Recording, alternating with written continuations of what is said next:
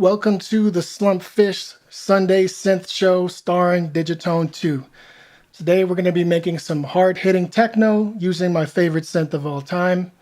The Digitone 2 is very famous for having a very high-def, modern, lush, and also crystallized, aggressive sound. And those two like poles of contrast, right?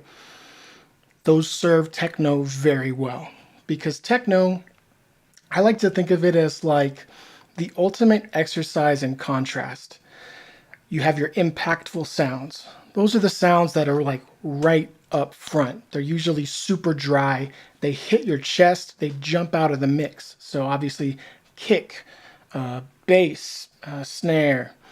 The quieter the sounds get, and the less that the immediate impact is felt, like the less exaggerated the transient is, the further back in the mix it is.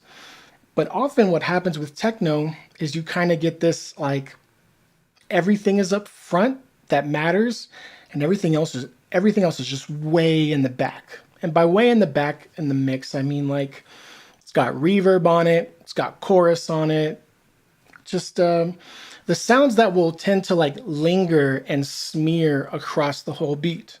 The most important thing with techno is to have that rhythm, that driving, that power, and you have to make sure that those sounds are always going to be able to come through. So you don't want to overcrowd the mix. So it's really like a almost like a beautiful painting when you see a really good techno song, when you see a techno song, when you hear a techno song, it's like a beautiful painting. All the dimensions and the curves are so like perfectly where they need to be to create the entire structure of the piece, right? The entire physical, like three-dimensional shape that emerges from the speakers. So I'm having a little too much fun talking about this. Let's go ahead and just jump right into some music. And let me get my stuff. Bada bang, bada boom. All right, let's jump into it. So, track one, I'm going to go ahead and start off with a kick. This kick will probably be refined a bit because that's just what it necessitates when you're building out a song with a lot of different pieces. But this will kind of be like a placeholder. So track one, we're just going to go to function, machine, FM drum. And I've talked about this before, but the drum machine, the FM drum machine is so incredibly useful and powerful for making drums on the Digitone 2. Because back when we were using Digitone 1, we had to use the FM tone machine, which is a really fun challenge, but this just makes it so easy. So I went ahead and dialed in, a modest amount of sweep time. I got a pretty high amount of sweep depth, and I've already lowered the pitch because I know that we need our kick to sit down low. So let me drop in some trigs. And by the way, I'm also at a pretty fast tempo right now. This is 156. Oops. All right. That was an extra track from earlier. So now we're only hearing track one. And that's probably not going to work for us. We need to go lower or... Let's jump back here to our third page immediately. I always turn off this infinite body decay as soon as I'm doing anything with a drum sound. And for a nice kick, I want to have a nice amount of body. So, okay, let me back up. By nice kick, I mean in the context of techno. I want it to be impactful, I want it to have presence, and I want it to hit. So oftentimes with these lower sounds, these bassier tones, all that low frequency, you kind of can't just have it lingering around in your song. Like you can't have a really prominent tail to your kick where it's just like, just kind of the runoff from this like heavy maximum impact kick. So what I like to have is a higher hold time, meaning that the sound will just sustain at 100% when it enters, and then a shorter decay time after the fact. So like, just to show you an example, that's with a long decay time.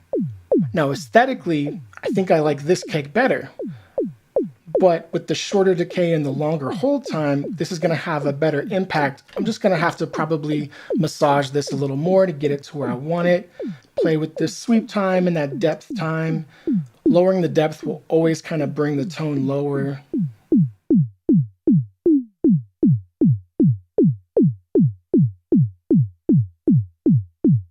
And we could also probably dial in this. Okay, and let's jump over here to our FM page.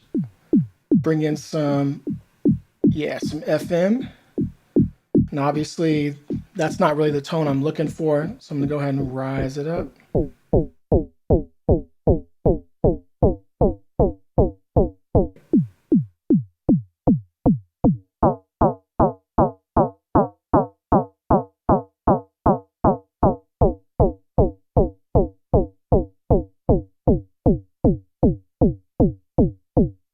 Because when we add that FM modulation to it, it gives it a little bit more of a metallic kind of top end. So let's back out.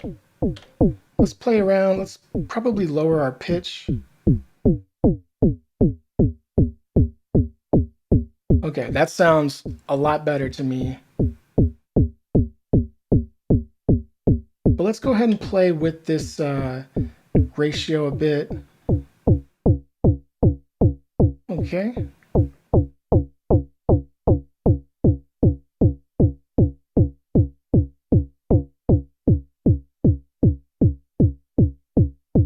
For a really hard-hitting techno track, we really want that kick to not be, like I said, buried. It needs to have a very defined impact.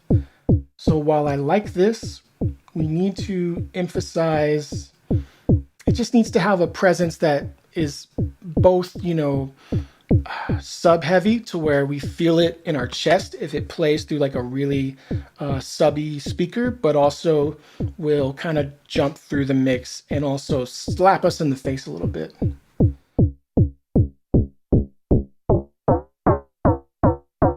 So we can emphasize the transient by having a very short, there we go. So we're adding a nice click sound with this ratio B.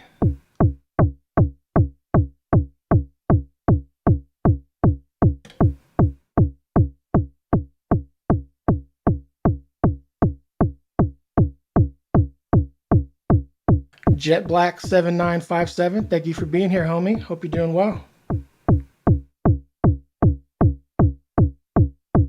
All right, let's jump over here to our wave folder on the bottom. I'm going to go ahead and just preemptively turn the volume down because this wave folder will jump the volume up like crazy.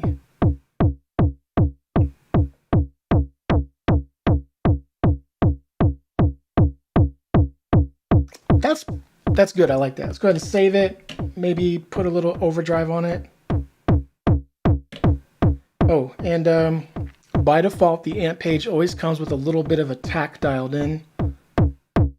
So as you see, once I put that down to 0, the clickiness of the transient really comes through.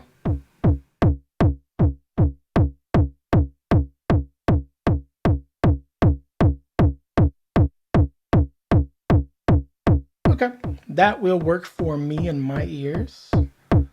Okay.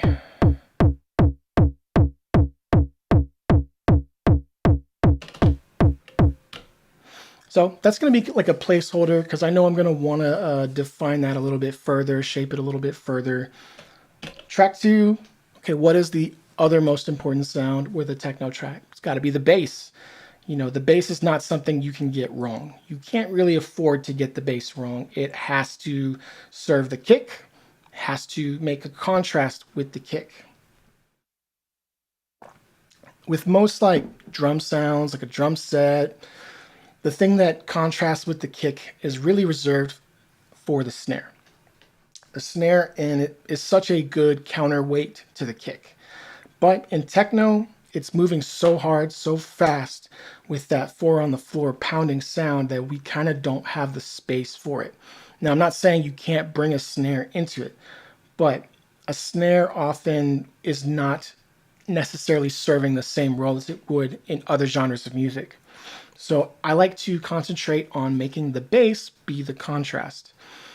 So there's kind of two ways that we could go about that. The bass can be kind of like a side chain bass where it's doing that rising wave. Like that's a very beautiful contrast. Like, we all know what kind of song I'm talking about. But there's another type of bass too, where your bass has a very prominent, again, transient, a very sharp poke that has an impact that pokes through the mix. It's very upfront, it's very forceful, it's not as heavy or intense as the kick, and it ends up serving as kind of like like I said, counterweight to that kick. So I want to start with that style of bass, and maybe we could bring in some sidechain later. Maybe we'll switch it up halfway through. I don't know. Let's just have some fun with it. So I'm going to go to Machine. We're going to do FM Tone. We're going to lower this attack time down to 0. Yeah. All right. Save it. American 7517. Good to see you again, homie. Thanks for being here. All right. And we want to make some bass that we can really feel. So let's go ahead and do setup. Switch this from play mode over to mono.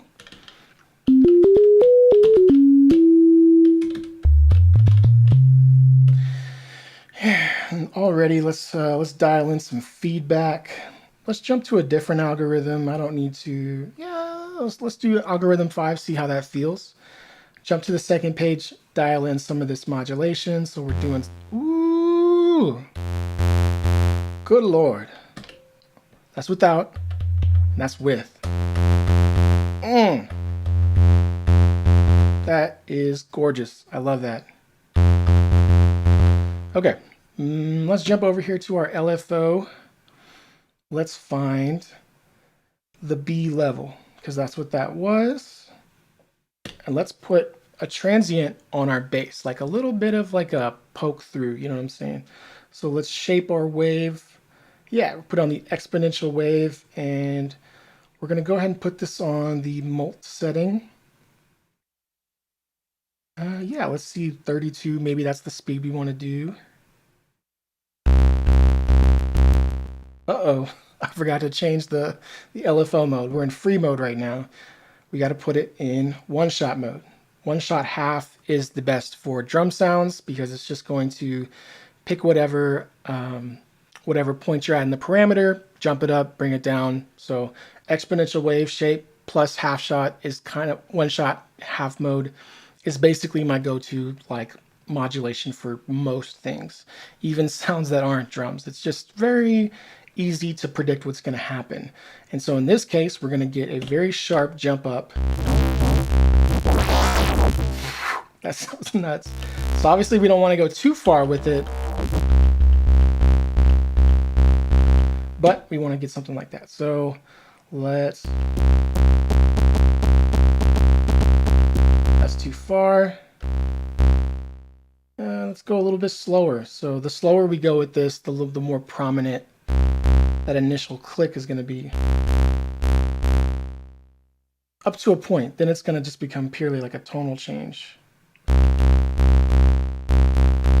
So I also want to go ahead and shorten our note, and we will flip it over to attack hold decay mode. And that's going to allow us to choose a specific length of time for our sound. Because that's another really big thing for these the bassier sound is, then the more important it is that sound be really short. It should probably usually be shorter than you think it needs to be. When I listen to things in isolation, I naturally want to hear the tone for longer. I want to know what I'm working with. And so that's kind of where my emphasis goes, and then I end up putting in the song. I realize like, oh, I could take 40% off of this sound. It will have the same impact. It'll have the same amount of presence, but the whole song will be better. And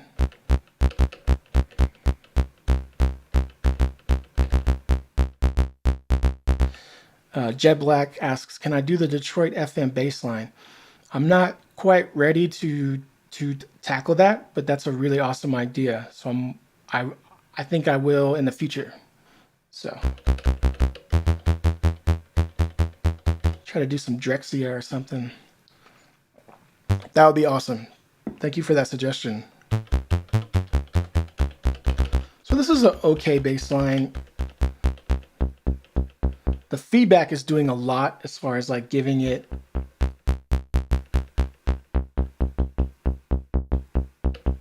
okay. We can also copy this modulation, jump to the next one, and flip it over to feedback. So now we're going to get a nice poke of our feedback. Okay. So now I want to go ahead and put into, we're going to use step record mode. We're going to jump over, and we're going to hit these notes right here, 3, 4, 7, 8, 11, 12, 15, and 16. And yeah, we'll just do a C note. So C, C. And this is what it's going to sound like. Okay, that's a decent start. Now, immediately, I don't like this kick anymore. The kick doesn't feel right. And I knew it. I knew it was going to be a little different. So back to track 1. The tone doesn't feel right. So let's play around with that. Let's maybe mess with these FM settings.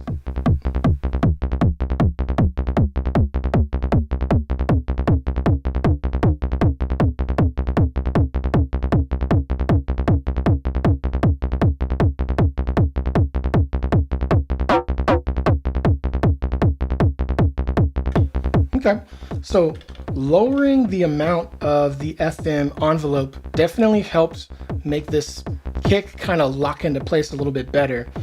So again, that kind of goes along with my theory that short sounds are what we want. Because I don't think we need all that.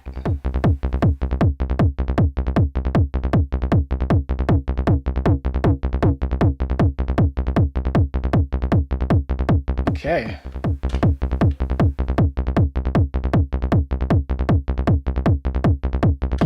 All right. Now, this phase, this is the phase of C. For a sound like this, when we have a lot of FM stuff going on, right? Changing the phase of the wave of the drum is going to dramatically affect the transient. Because it's grabbing the wave at different points. So you just get a different clickiness to it. Sometimes changing this around doesn't feel like it does much, but today I feel like it does. Oops. So at 0 compared to, yeah, that's a big difference to my ears. Okay, save it. We could also maybe drop the pitch down a little bit. Nah, I like it where it was. I like it where it was. And let's go ahead and shorten these notes a little bit.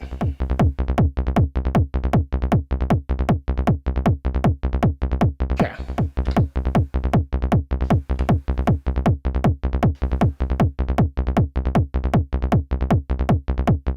All right. So that's a pretty dope start. I'm actually pretty happy with that. And yeah, let's keep going. Let's keep going. Let's jump over to track 3. Let's do some hi-hats. So we're going to do FM drum machine. And we're going to go ahead and put this pitch pretty high.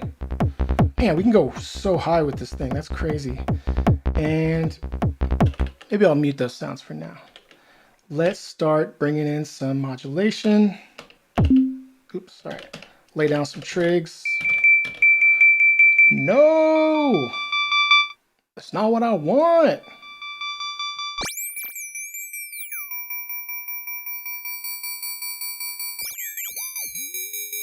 Oof. That's an interesting tone right there.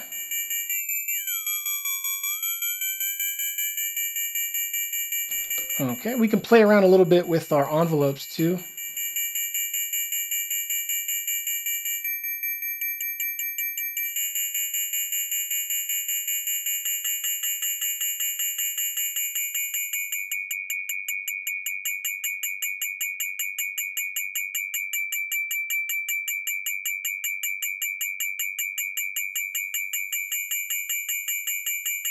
Okay, that'll probably work.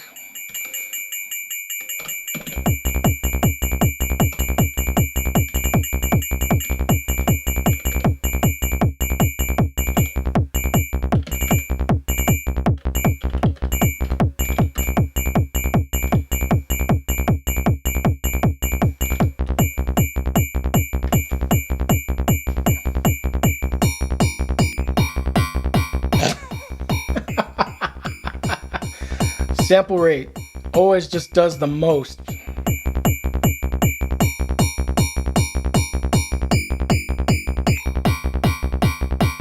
And we haven't even touched the filter yet.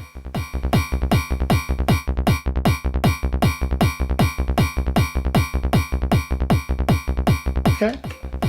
And maybe we do a little bit of LFO action on it. Let's mess with that sample rate. Sample rate is doing a lot to it. Put it on one-shot mode.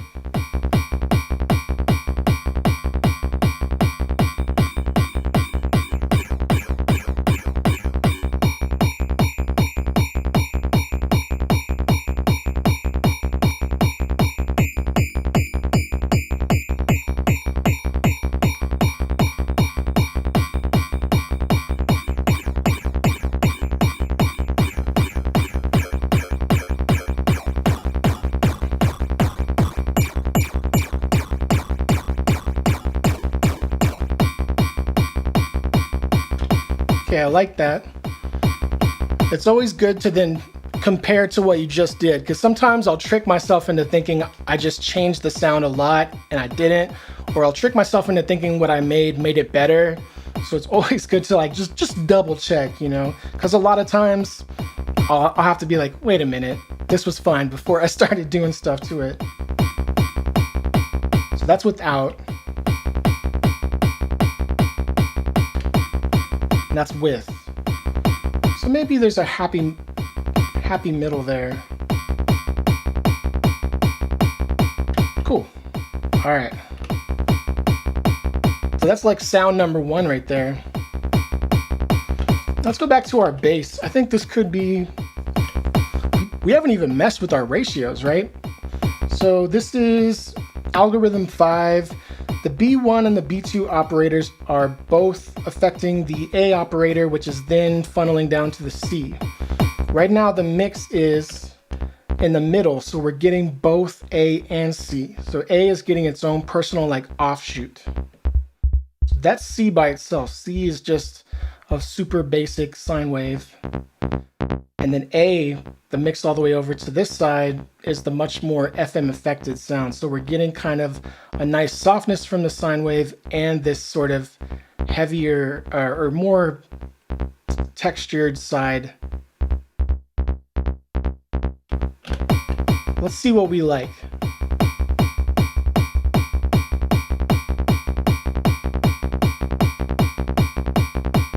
Okay, so I like it a little more towards the textured side.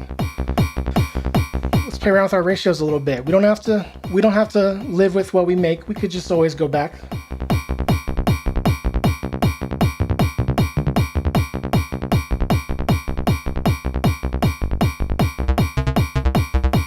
Uh-oh, there we go. Talk about contrast. So this is that B1 operator. We took it up one. We took it up from 1 to 2.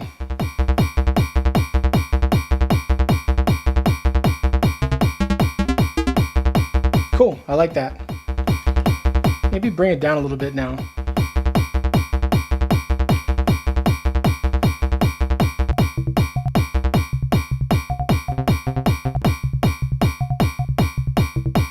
It's always fun to just go look and see what the other algorithms are like.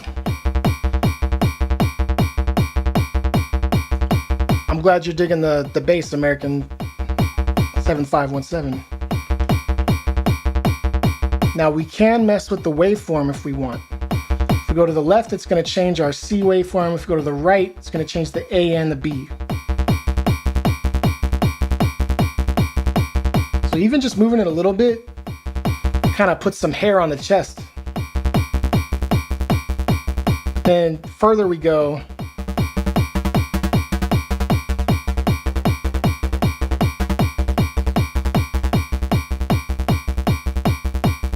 Okay.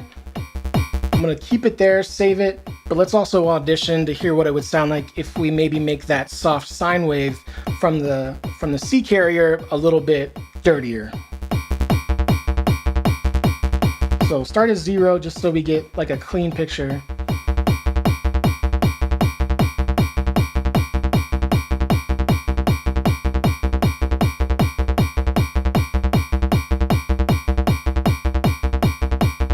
Yeah, it's not doing much for me.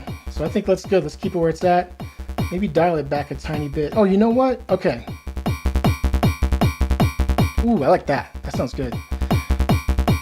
NBPEZUV, thank you for being here, bro. All the way from Germany. Appreciate you.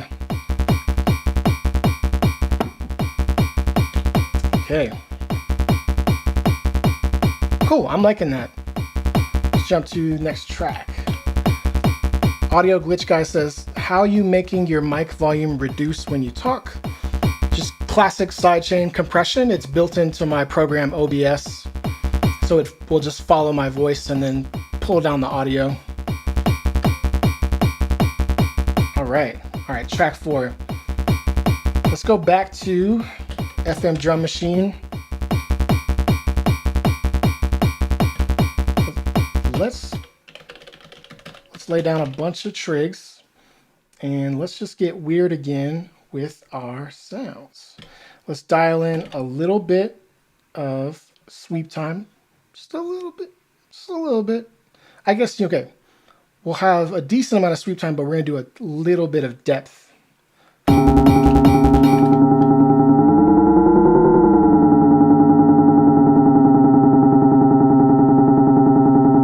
So I'm not looking for a sound that low.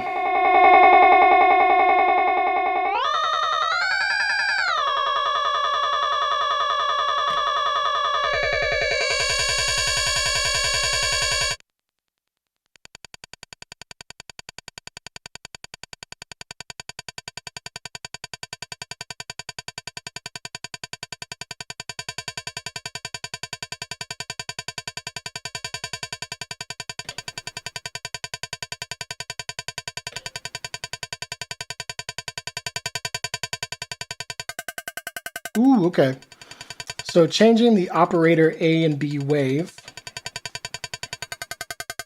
immediately changes the tone of our sound.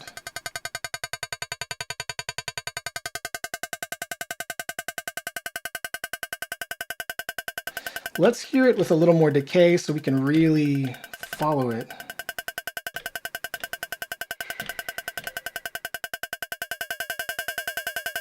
Let's hear it along with the other sounds.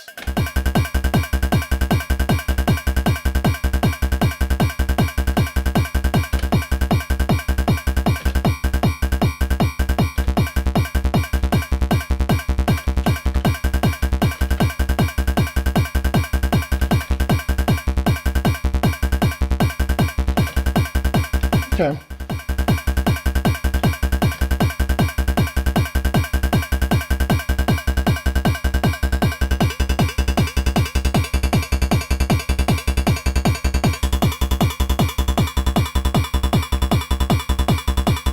Okay, that's interesting. Putting a little bit of feedback in it. That's not bad for some hi-hats.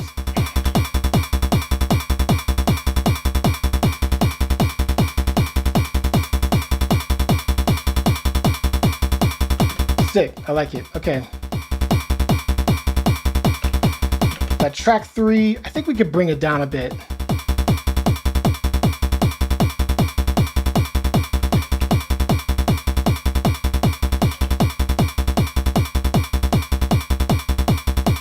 And I want to go into track 4 here. These are like my hi-hats. Let's edit our velocity a little bit. So let's bring down the velocity starting with where the kick hits. Then let's bring it down, but not by as much. And then bring it to like right there. Let's see what that would sound like so that we can have, actually, I'm going to go ahead and shorten this to four steps. So this will be very easy for us to edit. So that way it's like the quietest hi-hat hits with the kick, and as we're getting away from the hi-hat, the hi-hats are getting, I'm sorry, as we're getting away from the kick, the hi-hats are getting louder. It's subtle, but it adds like a degree of movement to it.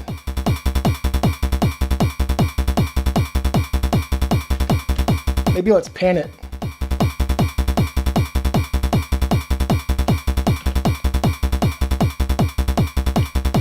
Let's put a little reverb.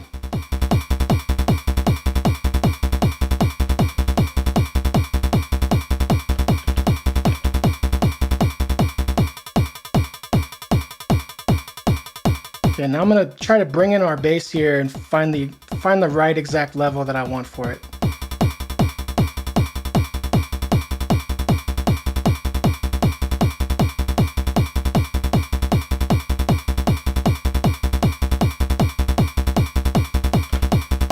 Okay, so I ended up basically where it already was. That's always a fun exercise, to start from zero, bring it up, feel what, you know, has a good sound to it.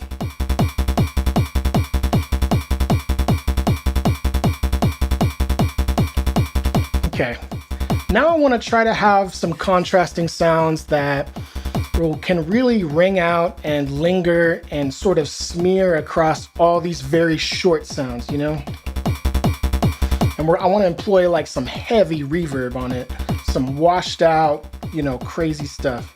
Let's go to FM, yeah, FM Tone Machine. Let's see where it's at. And we'll just pause the music for a second so we can at least get something workable before we do anything crazy. Let's, you know what? Okay, I haven't done this in a minute on the stream, but I want to do the good old-fashioned randomized technique where we hold down the page number and then we hit yes, and it populates it with an insane conglomeration of sounds. It always puts the ratios way too high, but it's always a great way to just end up somewhere.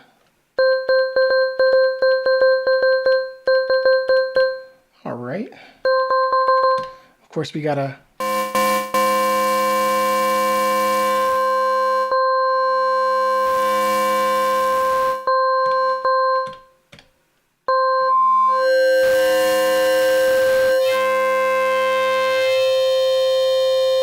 interesting. See that harmonics. We can go, let's take a trip down through modulation from where we were closer to zero at a somewhat slow, well, okay, let's keep it on BPM actually, at a somewhat slow speed. Again, we're in one shot half mode. Slower.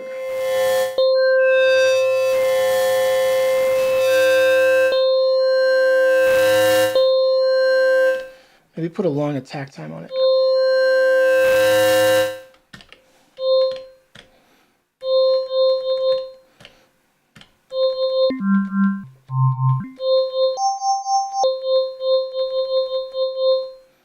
Let's go and save it.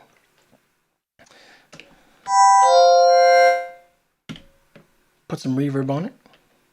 Pull that volume down.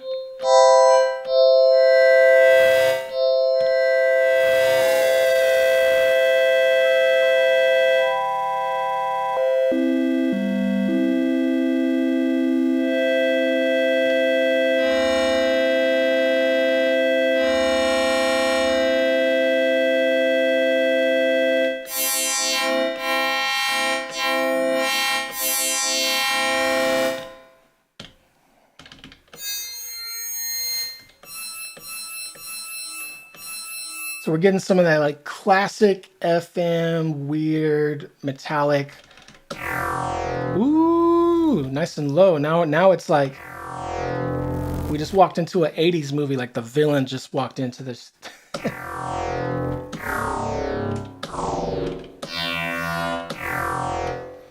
Okay, that's interesting.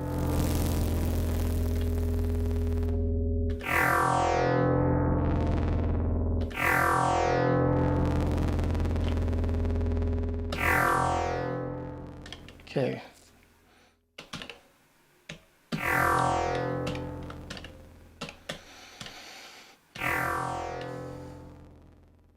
Let's make that trig. What's that gonna, okay, I'm just gonna guess, but that's a little too big. If you're gonna have a sound that lingers across your other sounds, you probably got to be pretty careful about like what the low frequency content is doing, because with our bass and our kick, we basically have to, those are like the front seat passengers. They need all the leg room that they need for this trip to go well. And we don't want to interfere with that. And those sounds are both also very short together for the sake of keeping, keeping those low frequencies from, just kind of sounding bad. All right, so, but let's go ahead and just hear how it sounds. Now, obviously, we do not want it to play every 16 steps.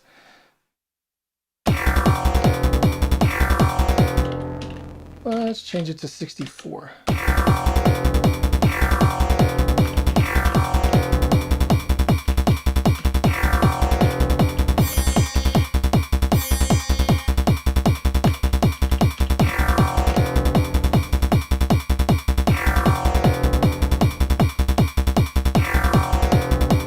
Okay.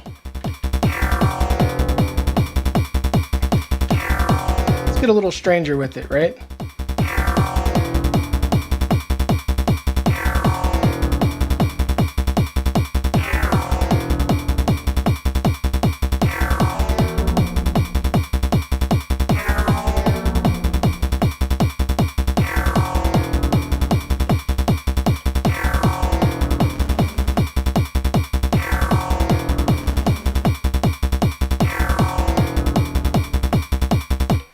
Okay. I think it's cool, but I don't love it. Let's keep searching.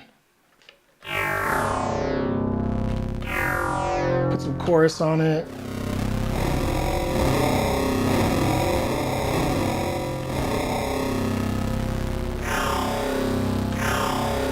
And let's take out all that low end with a high pass filter.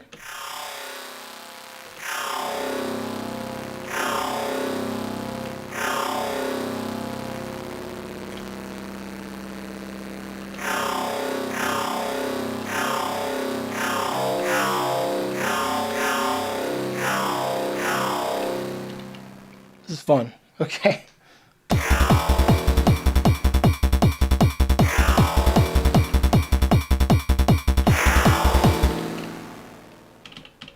Okay, we're gonna save it, but let's see like what different notes sound like.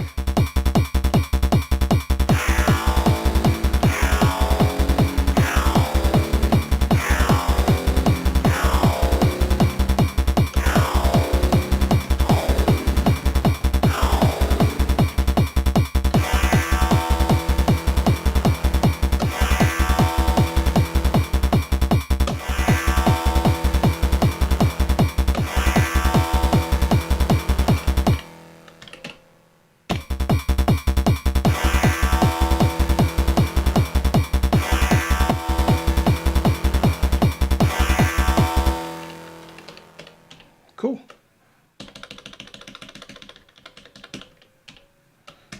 Right on the money. Let me check. Okay.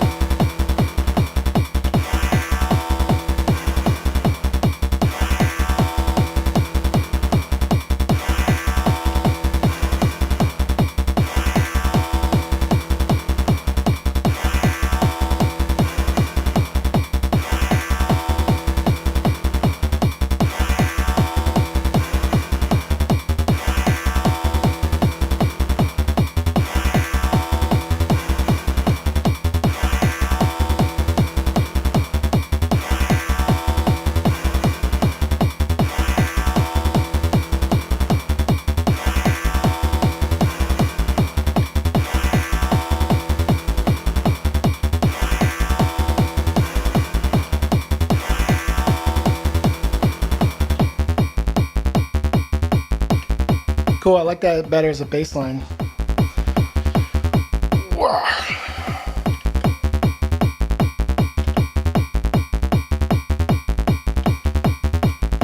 Maybe we can get, let's jump over here to our FM tone machine. Let's put a little bit of modulation on it. Play around with these ratios a bit. Turn it way down.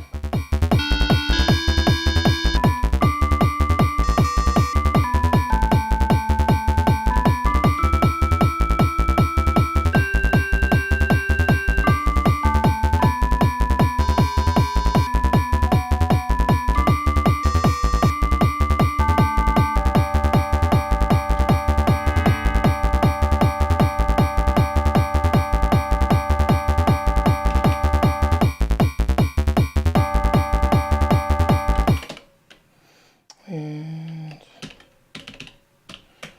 hold that for 64 notes.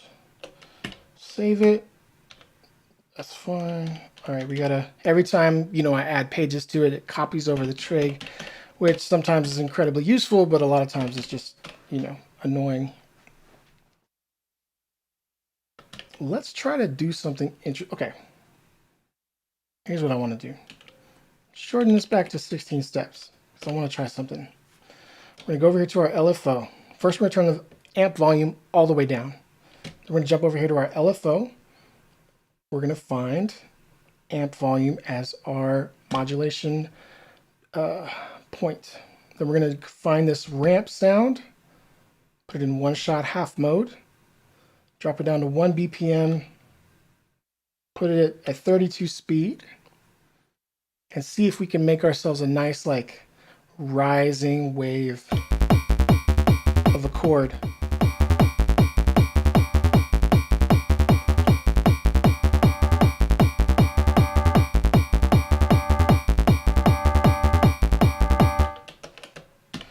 Okay, both these are going to be 8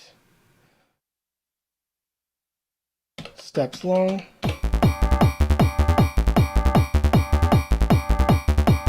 Well, those notes don't work, but that's okay. And let's try that.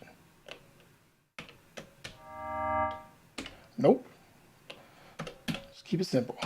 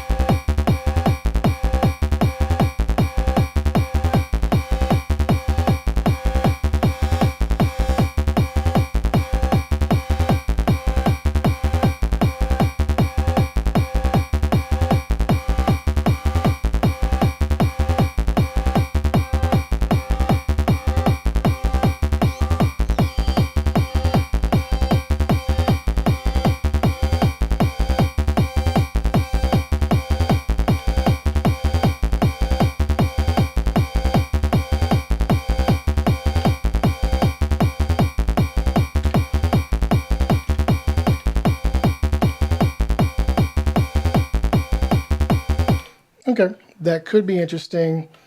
Again, I want to pick some different notes.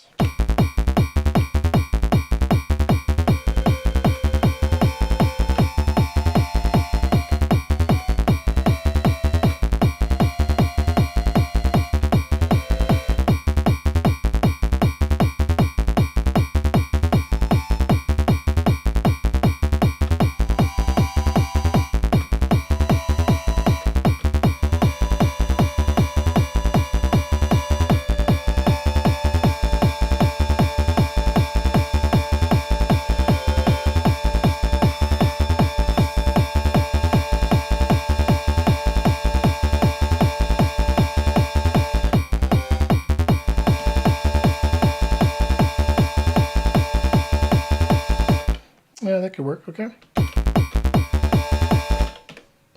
Drop that there. These trigs need to be exactly 8 steps long so that we can get a nice drop.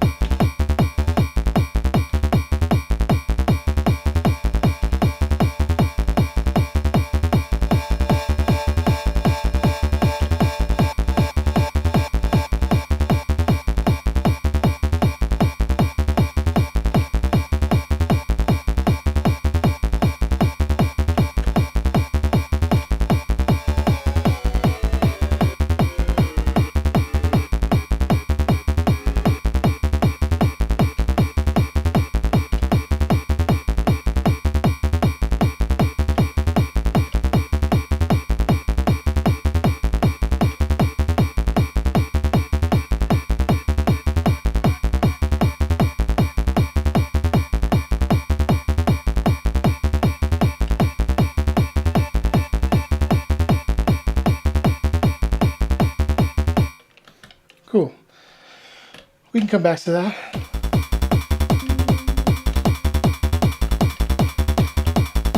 Now I want to try to make some very aggressive FM type sounds. So back to track 7. Let's go back to our FM drone machine. Let's fix our envelopes so that they're at maximum so we can hear what we're doing. And we're going to put our body decay pretty short. We're going to find, maybe put, a little bit of sweep time, a little bit of depth.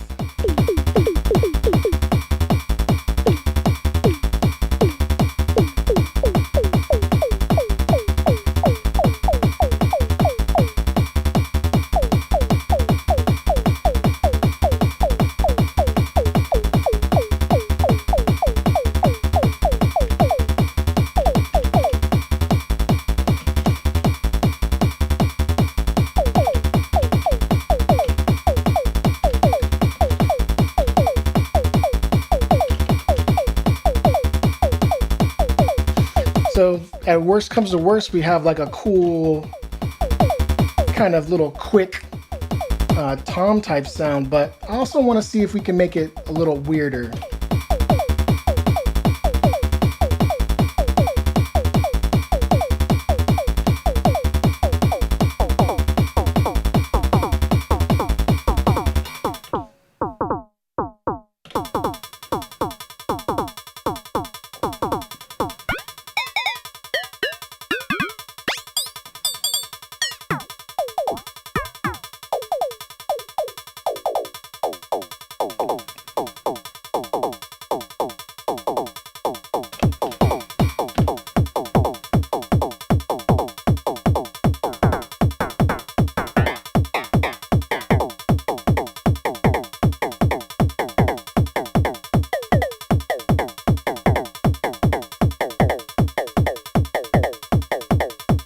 Cool, I like that.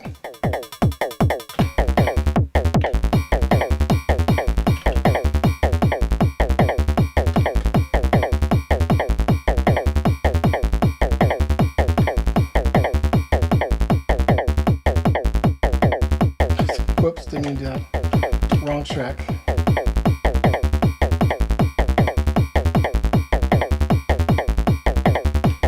Let's play with our pitch a little bit.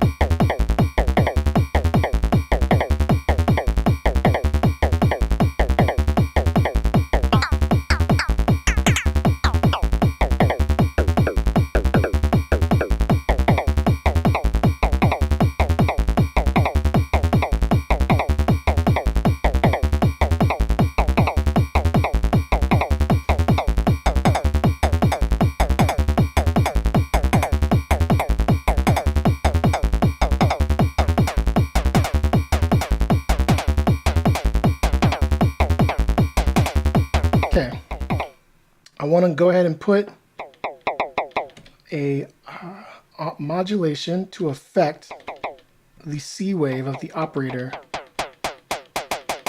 Because you hear like it gets, the impact gets more papery, but then the tail gets way more, you know, textured and interesting. I like the impact when it's at a sine wave better. So what we want to do is start with our sine wave, jump it up to that more aggressive sounding version. So we'll go ahead and set our destination to affect the C wave, operator C wave. There we go. And we have it on a nice ramp sound, one shot mode, has these.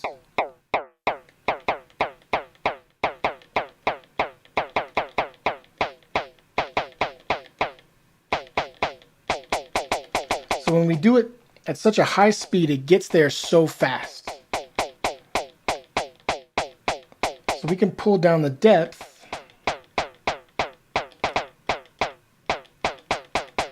Just back it off before it gets too crunchy.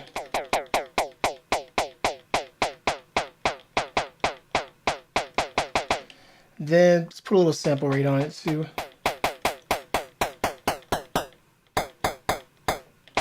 Nah, let's leave it where it's at. But I will go ahead and put a backwards envelope on it. So we set this to a high pass. So we're only getting that sound at the end. Then we're going to do a very short decay time with our attack time is 0 and just turn that depth knob backwards. So we get that initial, like, you know, impact. But by the time that we switch to the other sound, we're filtering out a lot of those low frequencies. Because again, we need to be really careful about managing low frequencies for a song like this, when we need to like save all that room for the kick and the bass. Cool, I like that a lot better. Put a little reverb on it, right?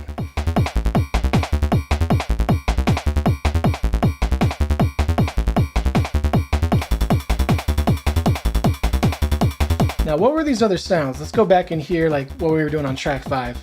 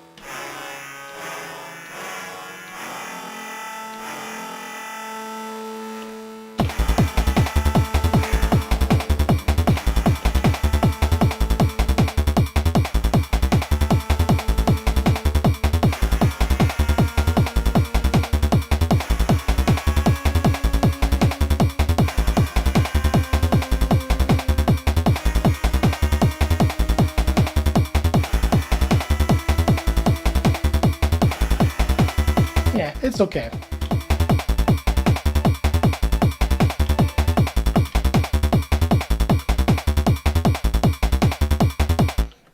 I'd say right there, that's a pretty good starting place. I keep saying that every time we make a new sound. So that's a good loop right there, right? So let's save it. Now let's jump to the next loop. We're going to make some kind of, let's open this up a bit. So here's what we'll do. We'll go back to track 1, right?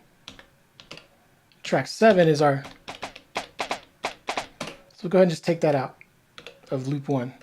So now it's only going to pop up when we jump to loop 2.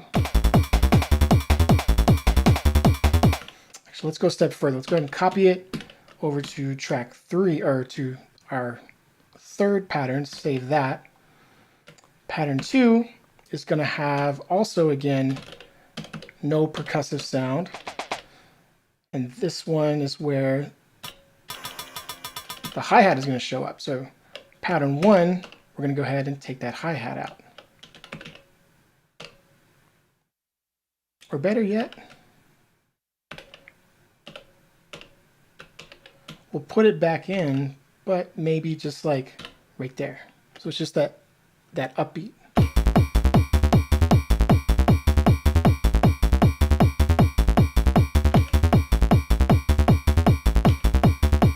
Ooh, okay, something very important. Very, very important. This is not having to do with music, but stupid ass.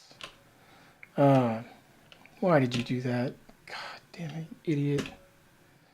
Not talking to myself, I'm talking to the machine. Stupid. Anyway, sorry. This is very important. If you don't get this right, then you'll be like, I totally screwed up somehow. Okay, we have our reset, which is the far right number. I like to put that down to infinite. That way, it does not matter how many bars happen. Just continue as we go.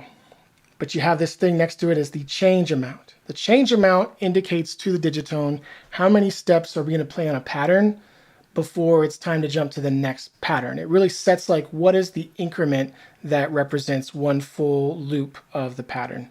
So I like to set that, to something obvious like 64 steps or 32 steps or something. The reason we have that at infinite is so that if we want to add a polyrhythm, so like maybe track 6 is going to be doing like a 12 over a 6, everything else is moving at 4/4, but the 12, track 6 has like 12 steps. That's going to create an incongruity between those two sounds, which musically is can be really cool and exciting. But if this reset amount is set to 64, that incongruity is only going to happen for 64 steps, and then it's going to get reset so they begin from the same point, which might be what you want. Sometimes that is what you want. But if you just want that 12 over the 16 to continue, then you want to have this set to infinite. And then that's what this change amount is there for, because if your change is at 0, then basically the reset amount becomes the default amount for the change setting. So I run into this all the time. I wish we could change the default settings because I get really into what I'm doing and I start adding this and I start adding that, and then I realize, oh, I forgot to do the setup. So I wish this right here was the automatic setting.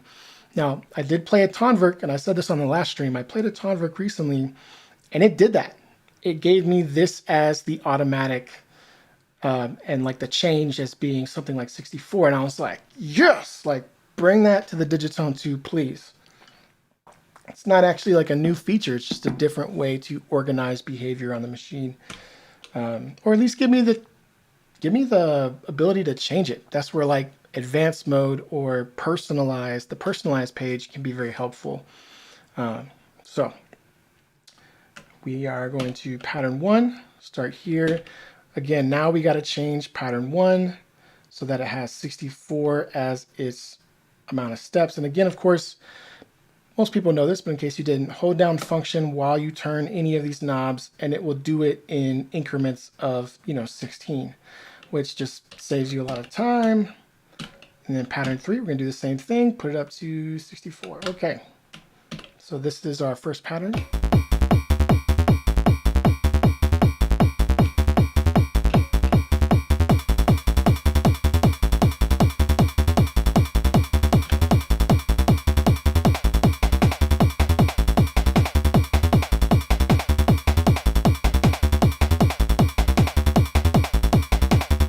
Okay.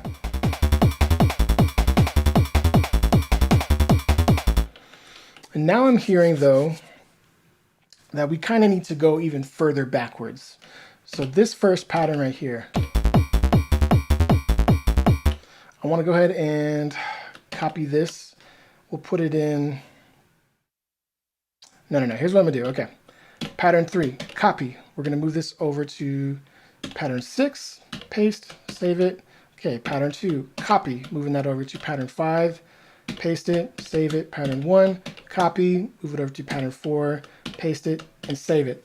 So now, what I'm going to be doing is I'll take pattern 4, which was what pattern 1 was initially, that was our starting point, and I'm going to copy it and bring it back, paste it over each of these, so that I can kind of deconstruct the song going this way. So just to make sure I didn't mess anything up, I'm gonna listen real quick. Yep. All right, perfect. You know, sometimes my fingers will be so fast, I'll be like, oh, I pasted it, and then I didn't. And so just trying to make sure. Okay, so pattern 3. Now I want to deconstruct this, right? Let's audition what it would sound like without the bass.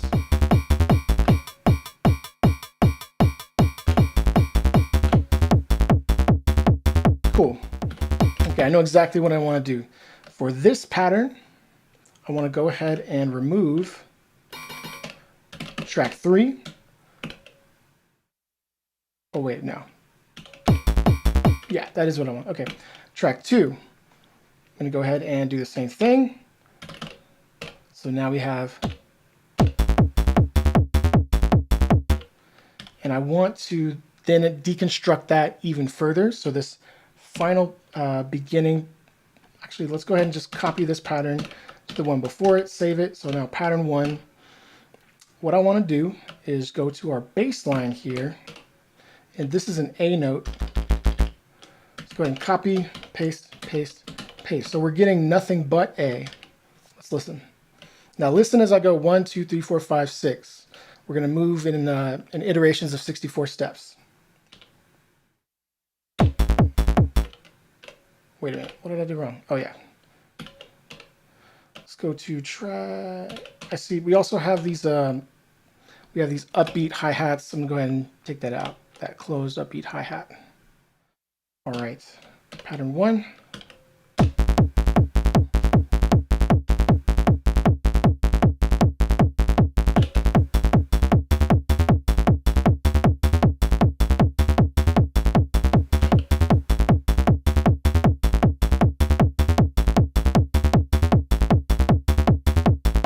Okay, I hear what I want to do differently. Okay, let's go back to pattern 2. Go back to the bass. We're going to do the same thing again that we did with pattern 1. So pattern 1 is going to start with just that A on the bass note. It's going to jump to pattern 2. Again, A on the bass note, but we're going to be getting that the upbeat hit of the hi-hat, the close hi-hat. Then pattern 3, we're going to get the bass starting to change, get these extra notes, a little more peppy. Then we're going to go to pattern 4. That's when we get that 4 on the floor crunchy FM sound to kind of add a little bit. Next one. Get some rapid hi-hats on that. And we're going to go to the final iteration, which is pattern 6. And I think I can bring down the volume on this percussive sound.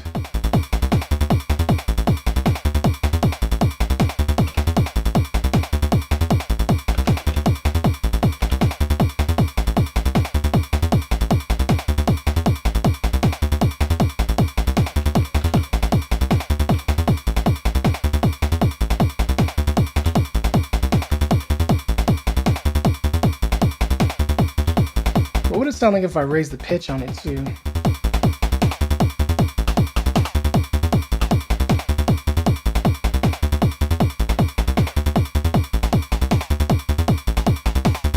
Nah, it's good where it's at. But I will put some overdrive on it.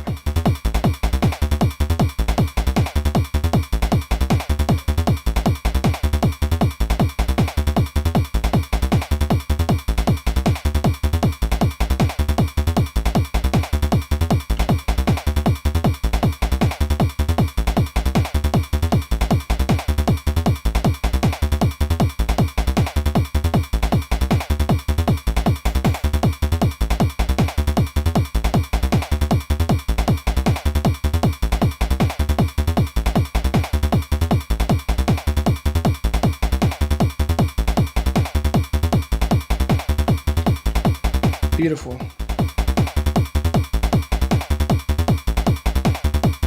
Okay, now we're going to go ahead and copy over to the next pattern. And then we're going to do classic move. We're We're going to take the kick drum out.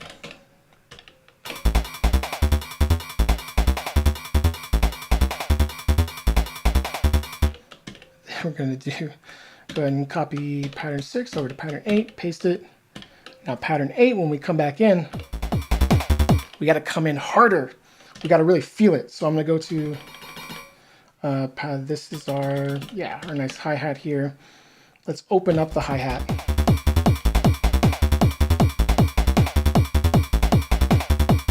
We're gonna have to do that in this page right here. So increase the hold time.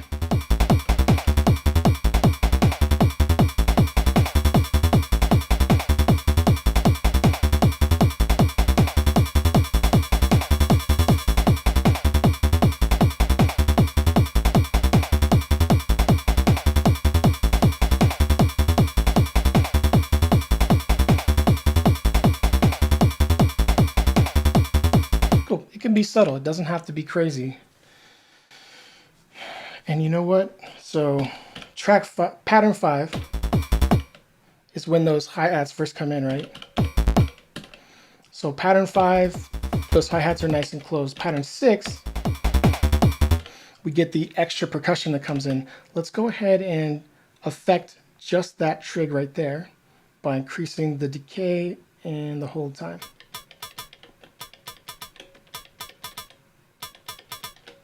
And let's make sure we are set to mono.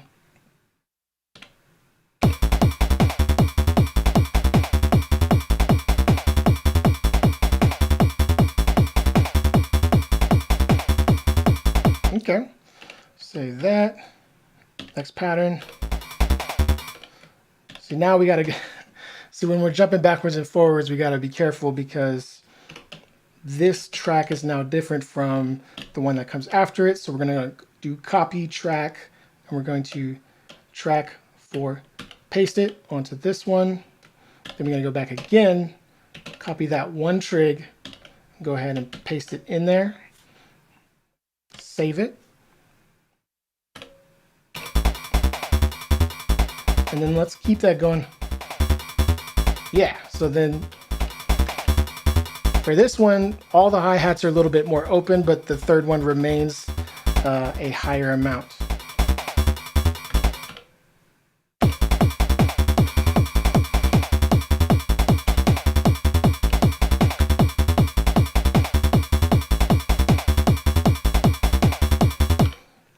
So let's go ahead, pattern 6, track 4 copy, pattern 8, track 4 paste, and pattern 7, trig 3 copy, pattern 8, trig 3 paste.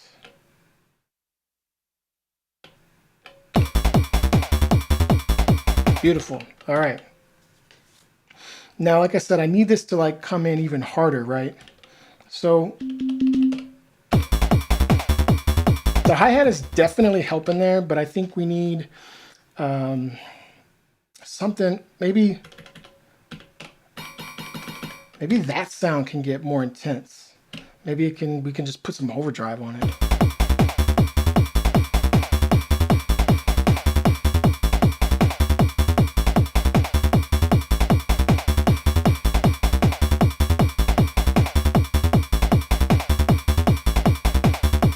Okay, that does help actually. It's not too crazy, but I also think we can come in with some sort of like note. So let's go to track 9 and let's try to make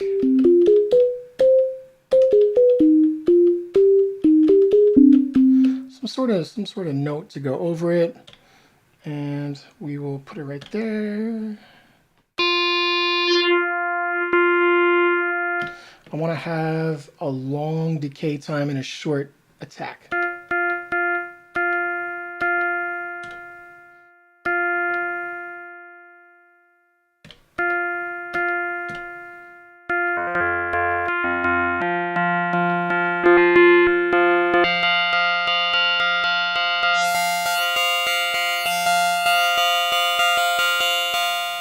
That's not bad right there. Let's put a little bit of modulation on the harmonics. Yeah, okay, put it, 16 BPM. Too fast, too fast.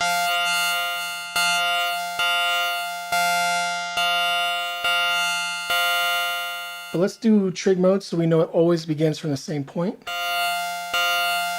And we can change where on the waveform we begin by playing with our phase. It's very different depending on where it begins.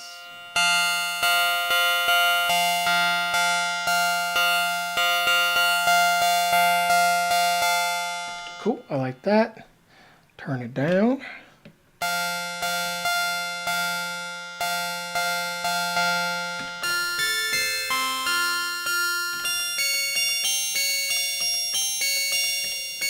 It's a little harsh. We need to probably take off some of that top end.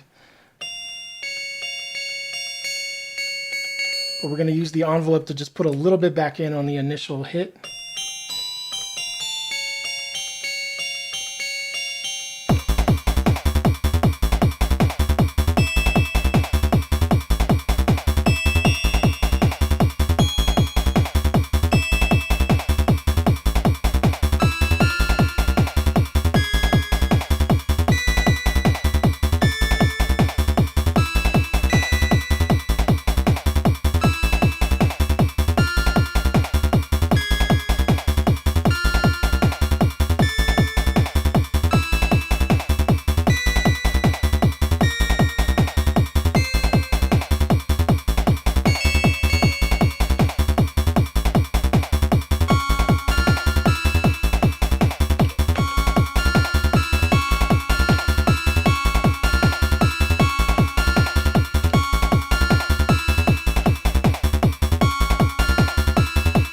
So again, this is a sound that needs to linger, so we gotta push it to the back if we can. But give it lots of well, we already got the full amount of reverb on there.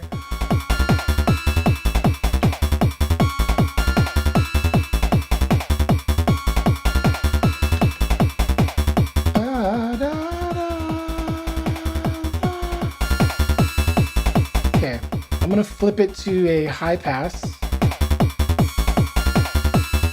And then we're gonna use the second filter to take off some of that top end. Actually, you know what? No, I'm gonna flip that around. I'm gonna flip that back around.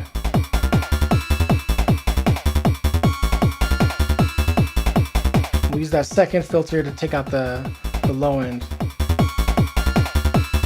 Now I'm gonna go into our do function, send effects. Hit it once, twice. Now we're on the reverb page, right? The reverb has a special control just to take out either the top end or the low end. So I'm gonna take out more of that low end. And maybe let this shelving gain put a little bit more back in, but we're also gonna put a little filter on it too. Play with our decay time.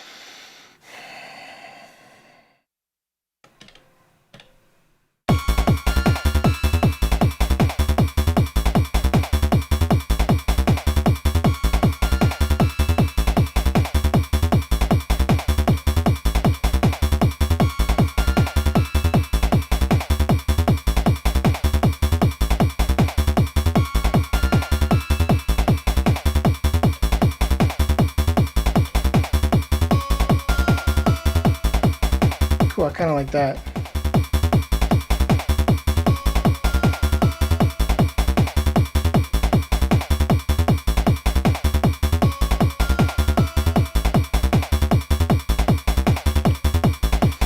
I think we could try to make our bass a little bit crazier.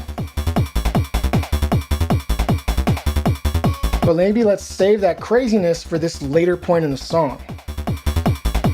Let's just see what it sounds like.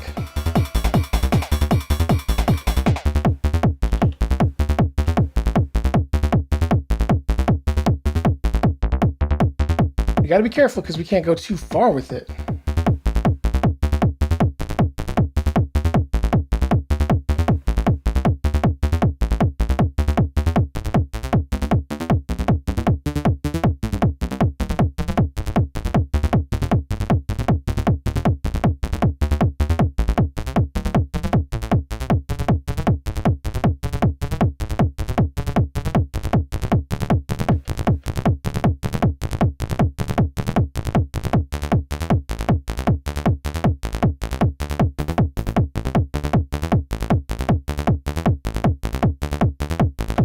How do we like that compared to the previous pattern?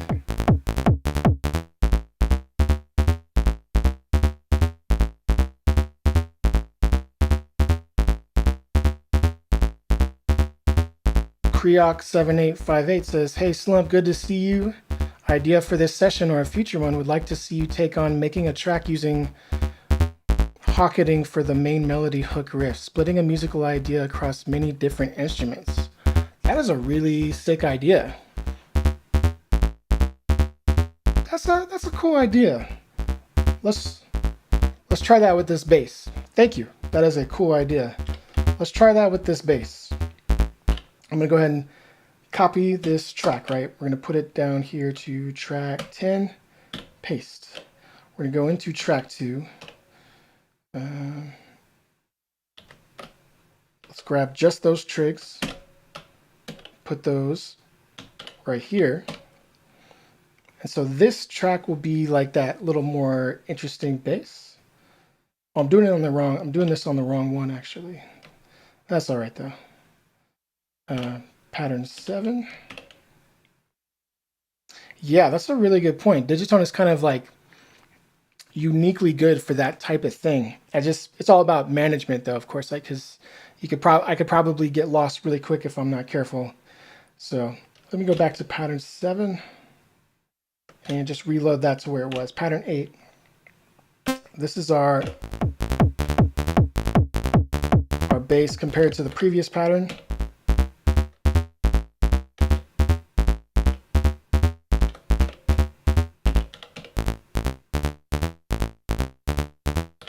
Okay.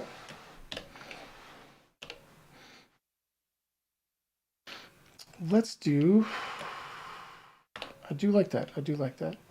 Maybe bass isn't the best option for it, because what I was imagining would just be done with parameter locks, but I could see doing that with that lead melody. Yeah. Make the melody or riff first, then copy and paste, trial and error. Cool.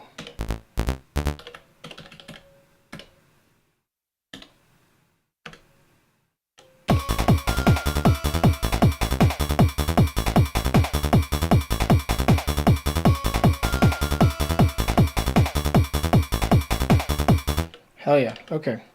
Let's try it with that melody. Okay, track 9. I'm going to go ahead and copy track 9 over to track 10. Paste it. And we'll do it again for track 11. So track 9, I'm going to only keep that note. Then I'm going to paste this. Then I'm going to only keep that note. Track 10, I'm only going to keep that note. All right. And to help keep track of it, I'll have each track move to a different place in the stereo spectrum. So this will hit left, right, and middle. I do need to also make their volumes the same. So this is at 49, 49, 49. All right. So now let's go in and change that sound a bit. All right, track 10.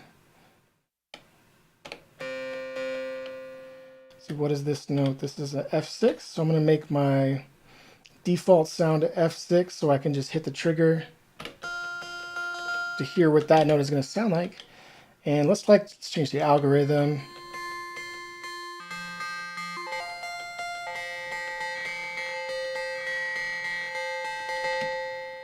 Interesting. Let's maybe put a little bit of modulation on that feedback amount.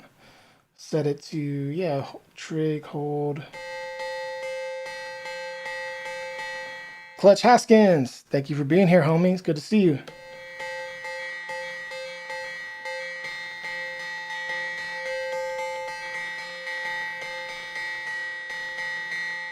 Let's do a really fast one on it.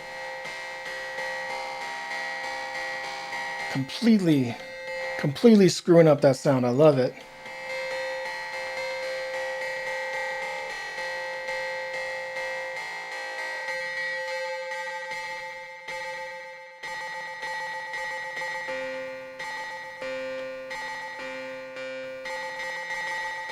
Okay, that's a good place to start for that. Track 11.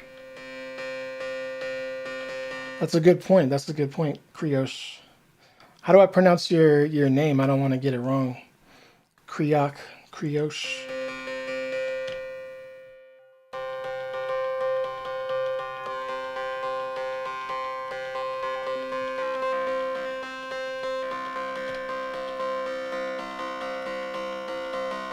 Okay, this note is an E6, so I'm going to go ahead and switch this to E6 as our default. Save it.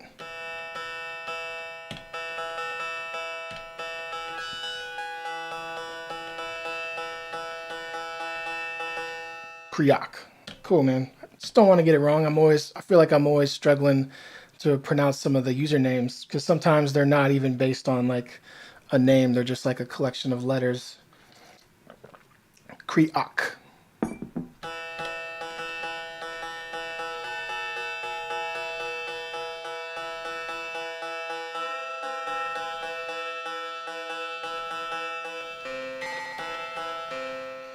Let's go. This is a C sharp 6. Let's change that to C sharp 6.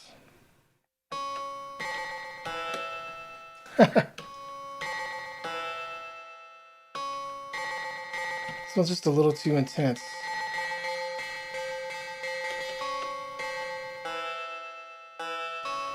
Timberdoodle. Thanks, man. I appreciate you.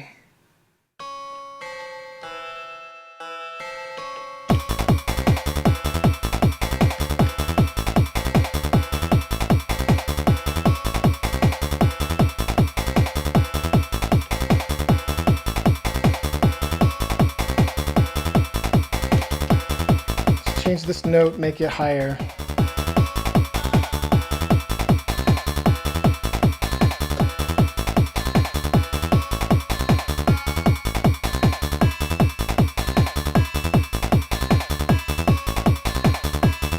Okay, I got a funny idea here. So track 10 are stuck at 16 steps and track 9 is at 64. So we're getting this kind of new pattern that emerged to where only track 1 was playing for that first bar, and then these were going repeating over and over again, which was kind of interesting. So what I want to try and do here is track 10. Let's go ahead and bump this up to 64. Do the same thing for that. But then I want to have it so after that first bar, these will go back to being 1 octave lower. And we'll do that on this one as well.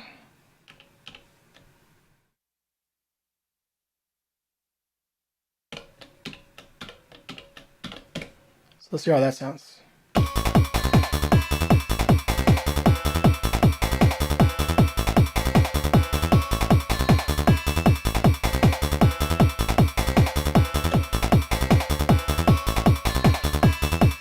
And maybe this last note will be lower.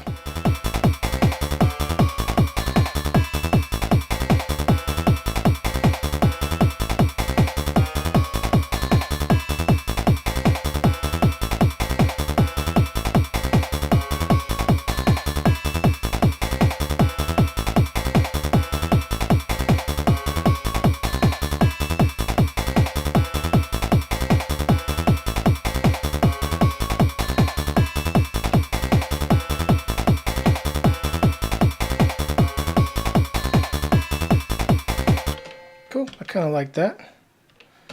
This is that third note on track 11. It doesn't quite gel for me, so I think we need to bring down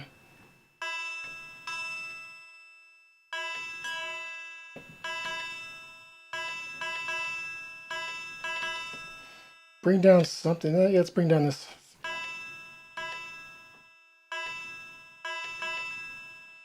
It's just so, there's so much ringing there.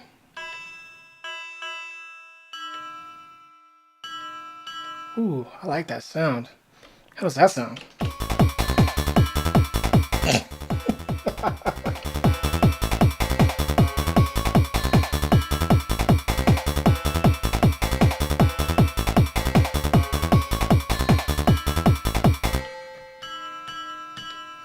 I like that sound on its own, so maybe we'll go ahead and just copy this track, maybe use that for something to go along with it.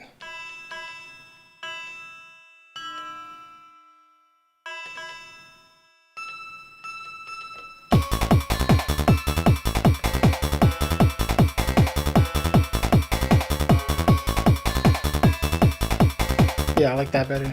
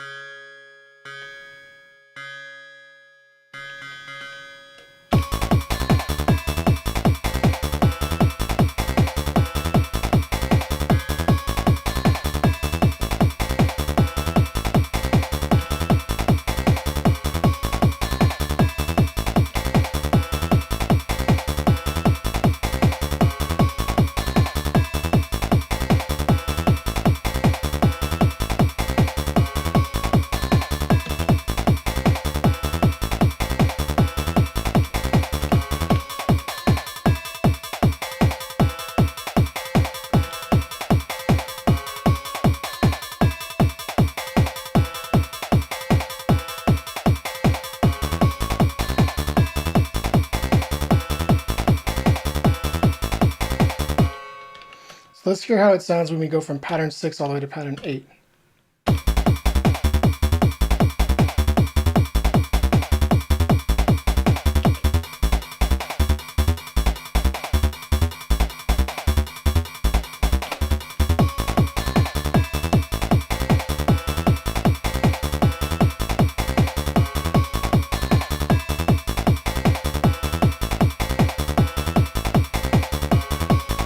Okay.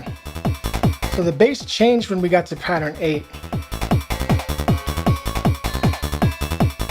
And it's missing, it's not quite as low end heavy as it is on pattern 6. So maybe there's like a happy medium there.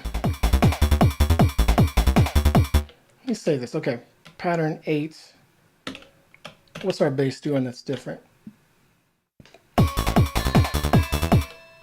I think the harmonics is different, and maybe, let's see. Yeah, the harmonics and the A ratio is higher, and we also got more feedback.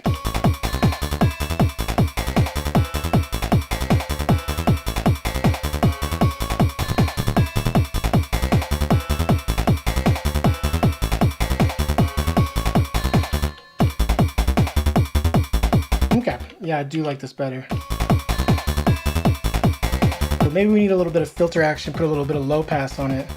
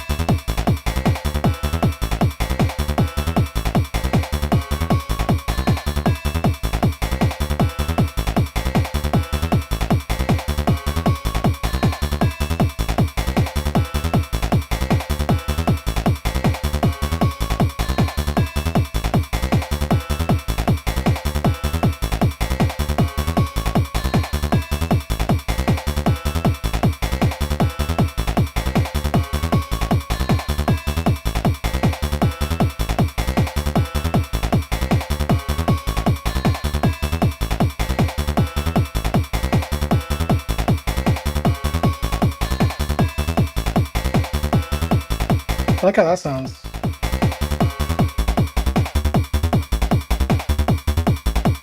Okay.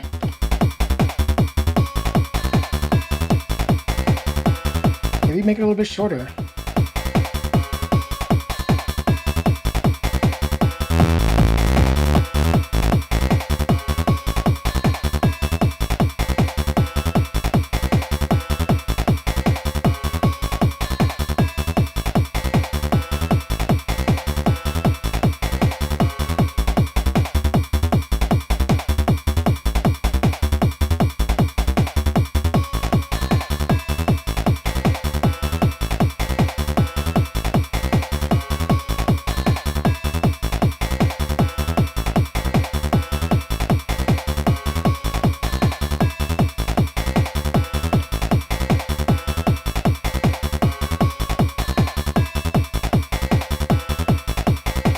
Okay, I'm gonna save that.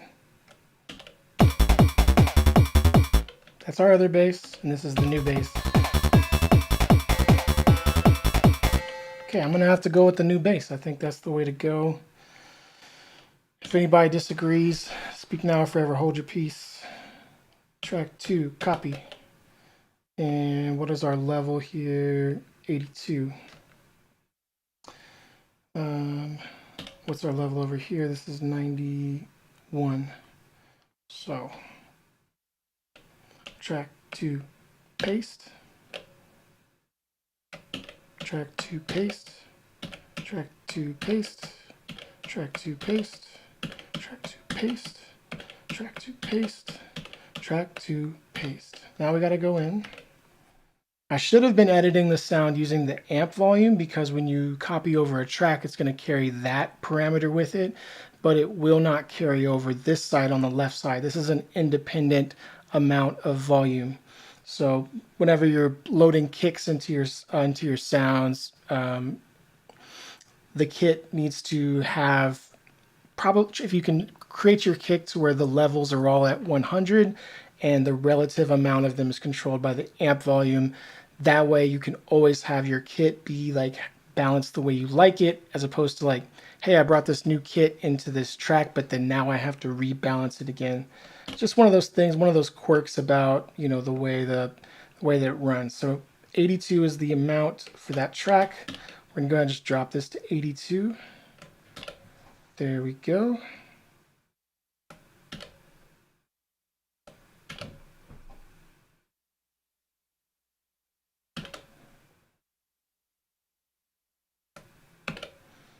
$82. All right.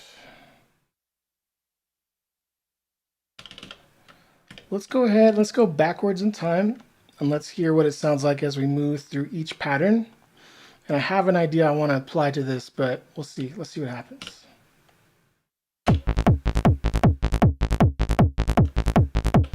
Okay. I think for these earlier iterations, we could back off the envelope depth a bit.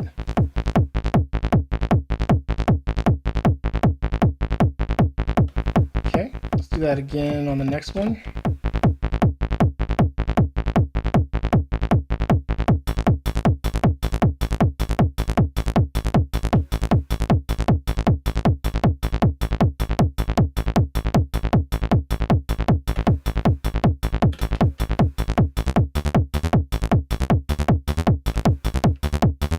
So now it makes more sense. Let's pull down the depth for that one.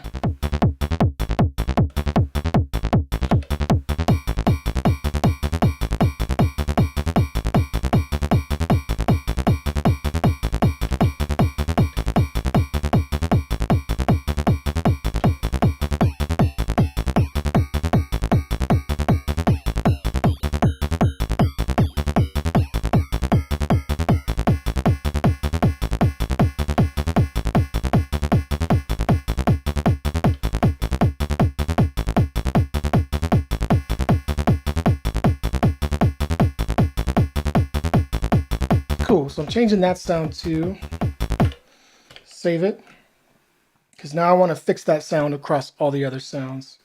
So we're going to go ahead and jump to, let's see, what level was it at? Did I change the level? 28, track 3. Just make sure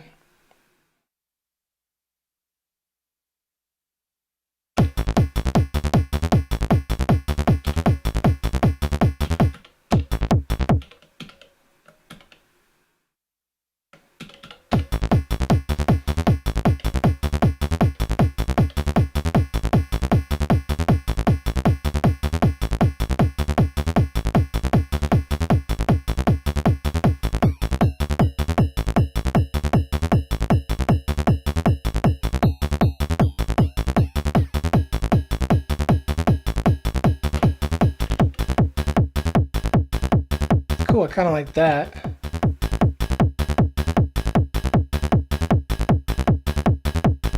All right, I like that a little bit better. Track 3, copy. Track 3, paste. Track 3, paste. Track 3, paste. Track 3, paste. Okay, back to pattern 4. Let's see. All right, next one. Okay, 1, 2. We're scooting over all the trigs for each of those. Let's hear how it sounds if we jump through each of these. Clutch Haskins, thank you, homie. I appreciate you.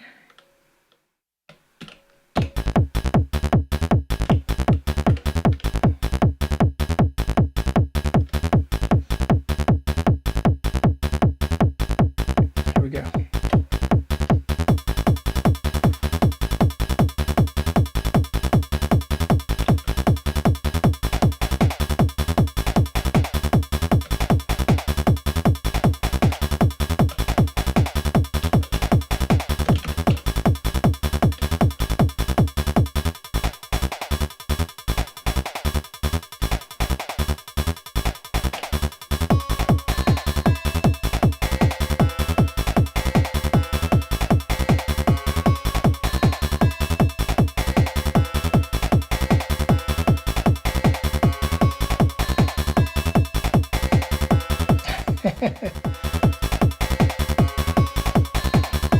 Snake Jazz, Giza, thanks y'all. Glad y'all are here today.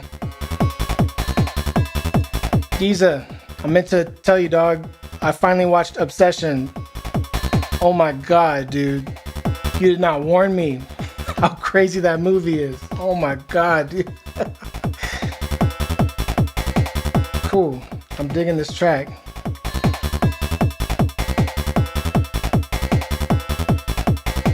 But I can tell that this pattern that we're on right now needs to come in that slot, and this pattern before it needs to have less going on with the melody.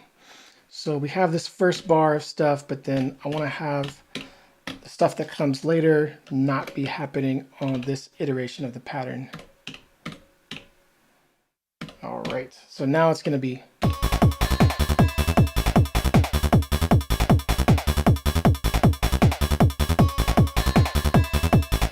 And then now when we go to the next one,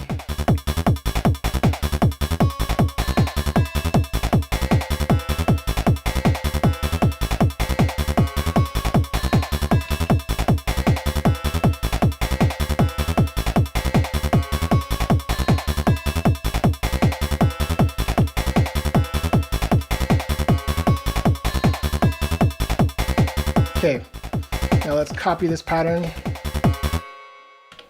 And now we need to take this up another level. I did, man. I did go. It's the best date movie of all time, man. Definitely walked out of that theater with some good vibes. No, that was oppressive. That was horrifying. But thank you for the recommendation. That was amazing. So what's the way that we can amp this up? Maybe that sound can get a little more intense.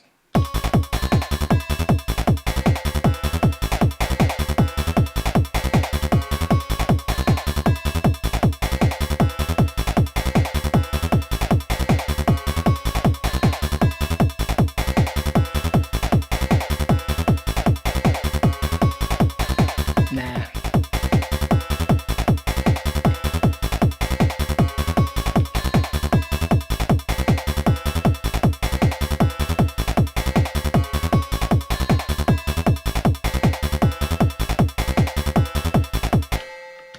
All right. Track 12. This was. Ooh. One on Tricks Point Never.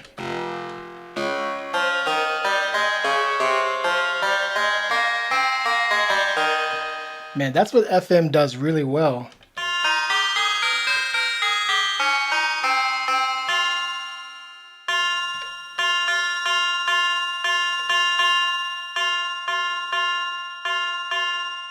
A hit of filtered white noise through a reverb.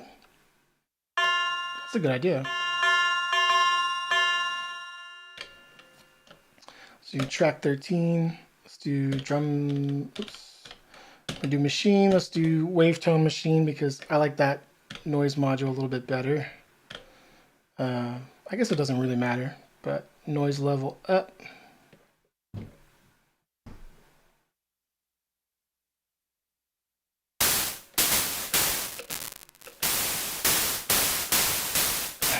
Grandfather clocks, that's right.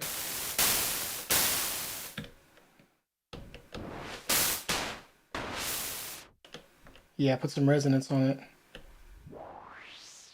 Let's put some sustain on it. Ooh.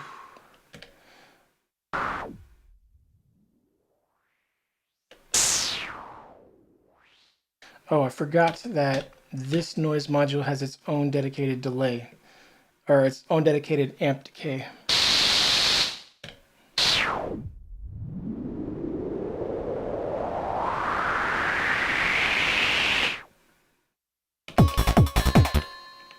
Let's do 16, okay.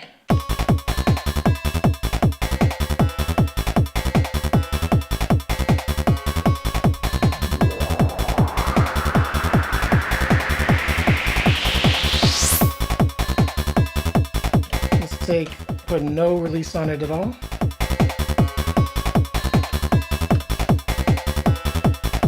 Darude, hell yeah.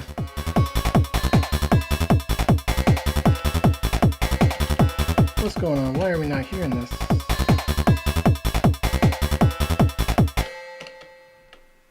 Whoa, we're on the wrong track.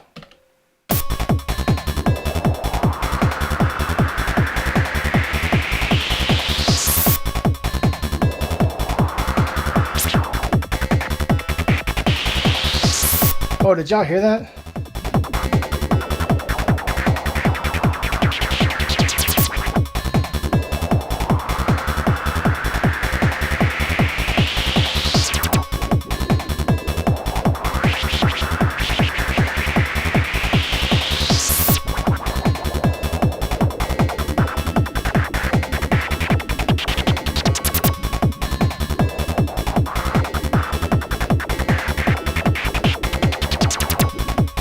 See if it'll let me recreate that, because what's happening is what I'm doing with the knob is going against what's happening on the ghost trigs, and that's making it jump back and forth like that. So let's see if when I try to record that motion into the sequencer, let's see if it can kind of do what that, if it can recreate that.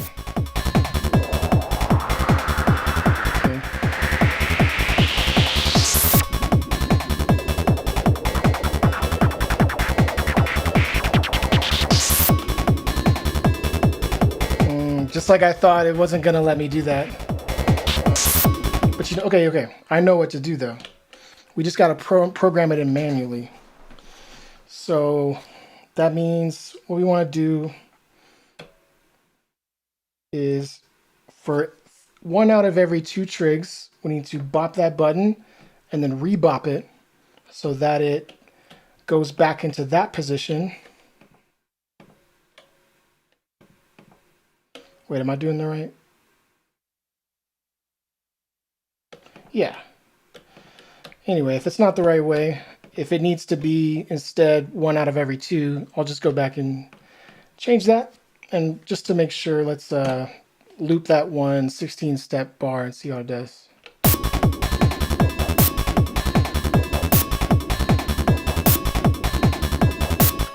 That really wasn't the bar to do it though, because the most contrast is going to be happening out here. So let's do right here.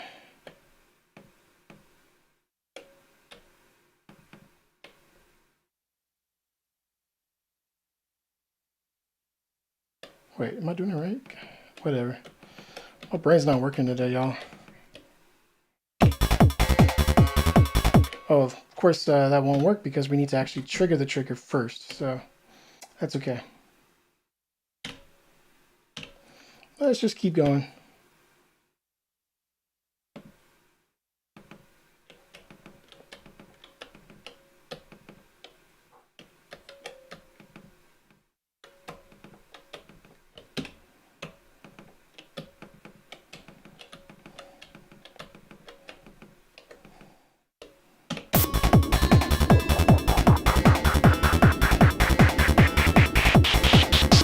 Okay, so I was right. It's in the wrong order, but that's okay. Let's reload it and let's start over. So then now it needs to be 1 out of every 2. So we'll do that again. I guess I can just copy paste that. I don't need to do all the bopping.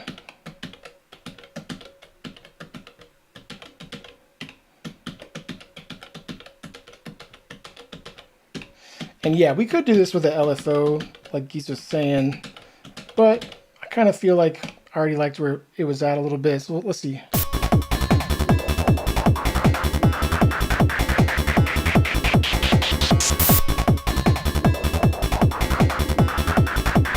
Okay.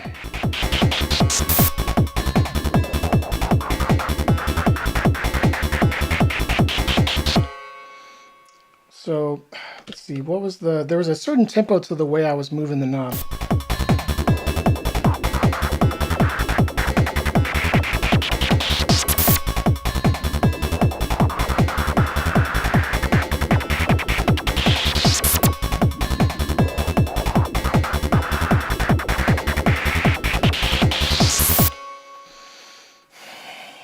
Maybe we should try the LFO approach. If we go to, but would that work though?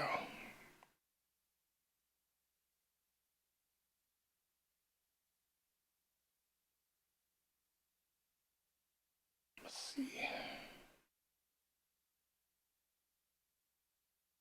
Filter.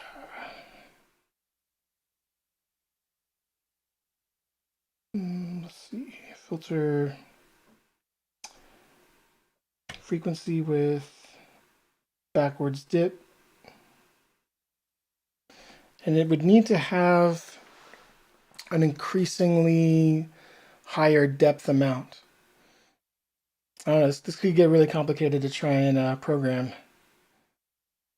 Let's try that. Let's just go for it. So, and then we want to go ahead and turn off the LFO. So first let's hold down the trig and then hit track button and then turn off all LFOs.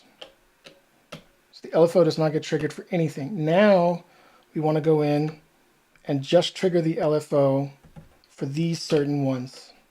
So paste. It was like da da da da da da da da. So that, because I don't want to hit every single one. Maybe like some of these I'll hit.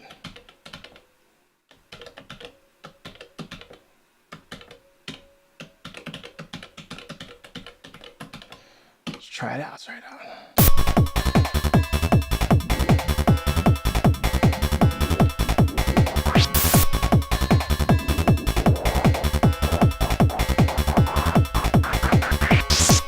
That's sort of close to what I was getting, but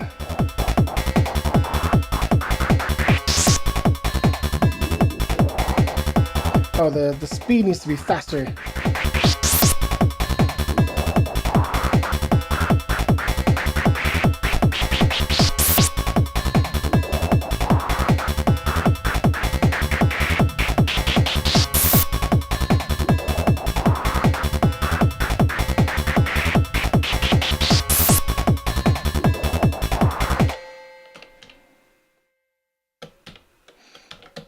Try every single trig. I guess we don't need to do that. Just do that. Let's do every single trig. Then we'll just turn it off for some of them. And so we'll paste just like the offs, throughout here.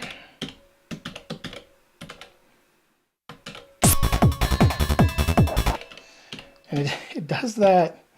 Yeah, this needs to be low, bro. Why are you so low? Why are you so high, man? I didn't tell you to do that. Okay.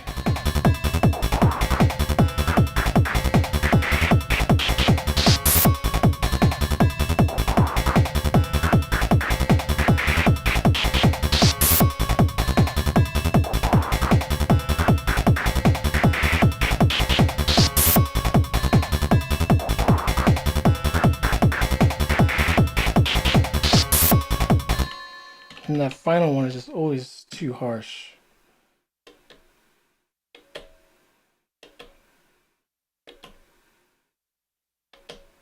Oh, it should be that's crazy. What?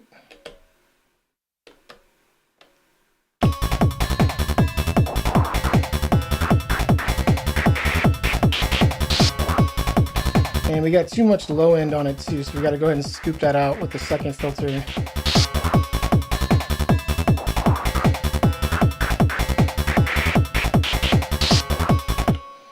Okay. Yeah, let's go ahead and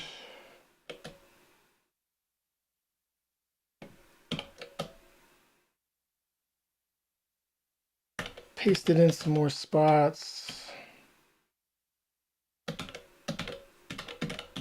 All right, I don't want to do this forever.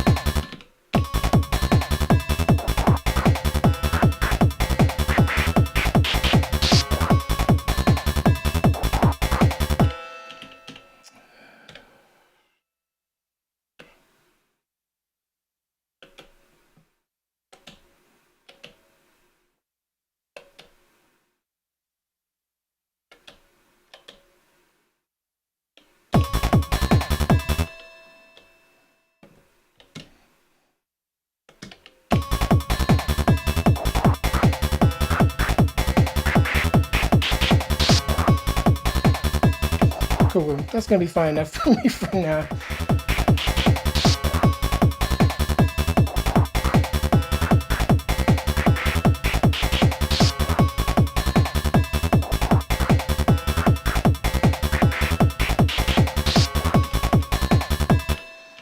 You know what, let's just simplify it. Let's do one page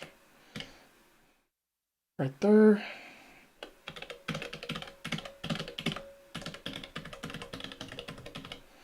Okay, now as we move,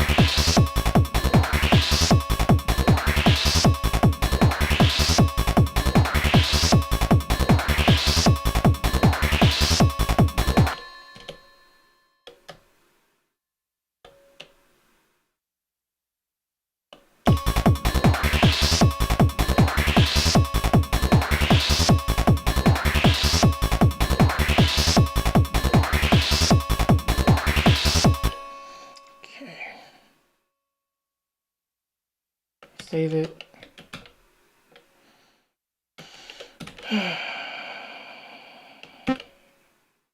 Where are we at?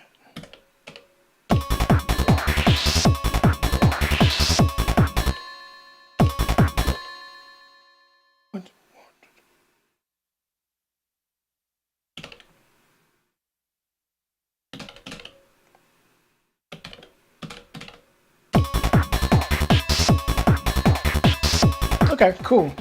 It's like a shorter pattern, but I like it.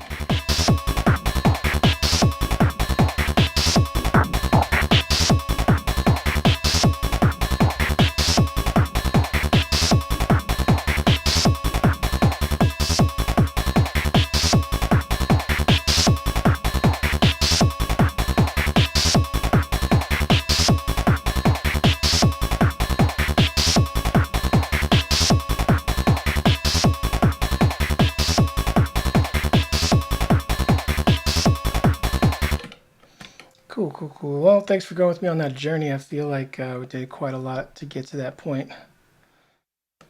Let's back it up. I want to find, oh yeah, this sound.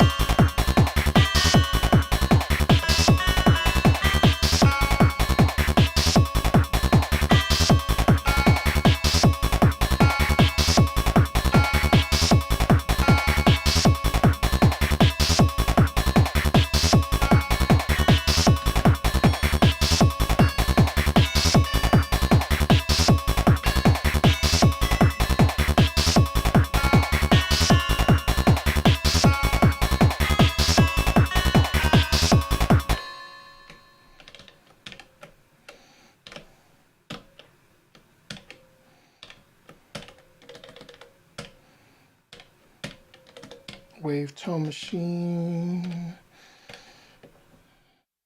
Put it on a nice, somewhere between a triangle and a sawtooth. Put a little bit of filter on it. Put a little bit of drift on it.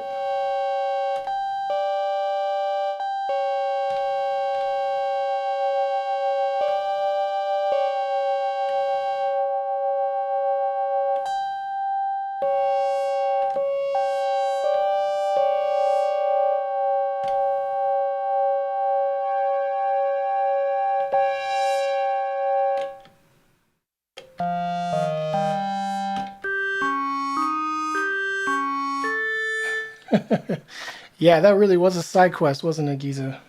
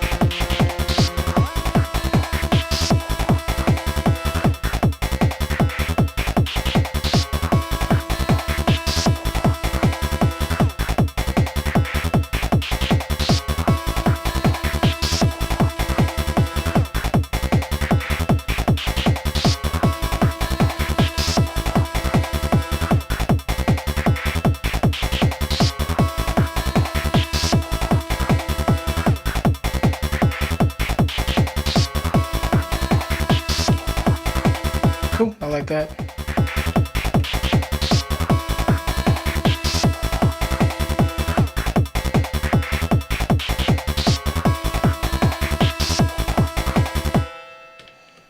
All right, let's hear the whole thing. Start from the first pattern.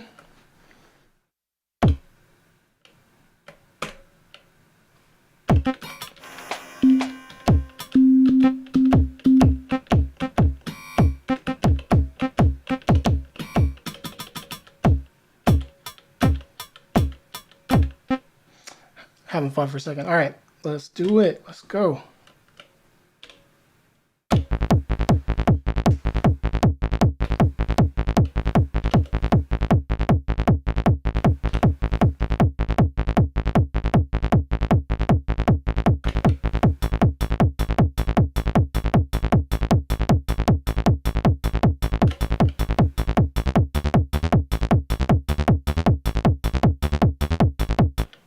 All right, no, I'm sorry. Hold on.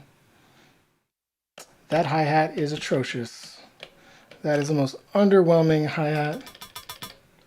We got to mess with the...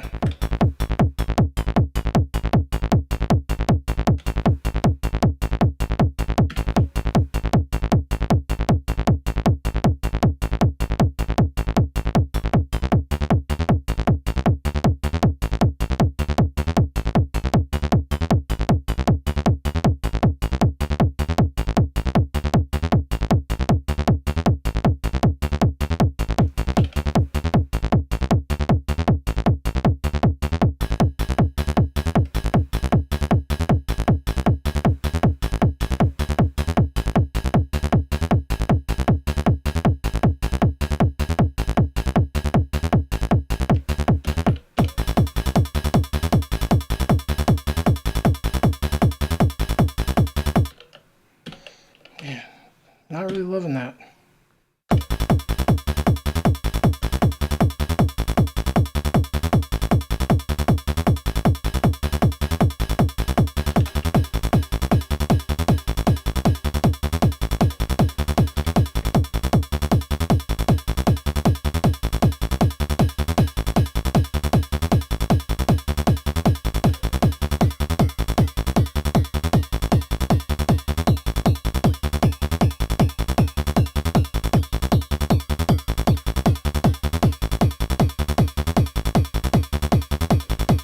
All right.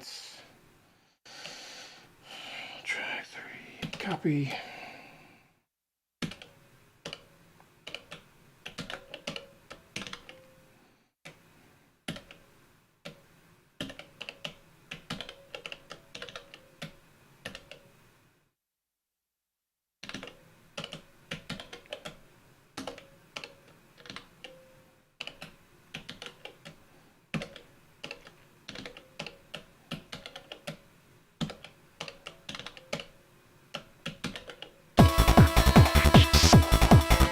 All right.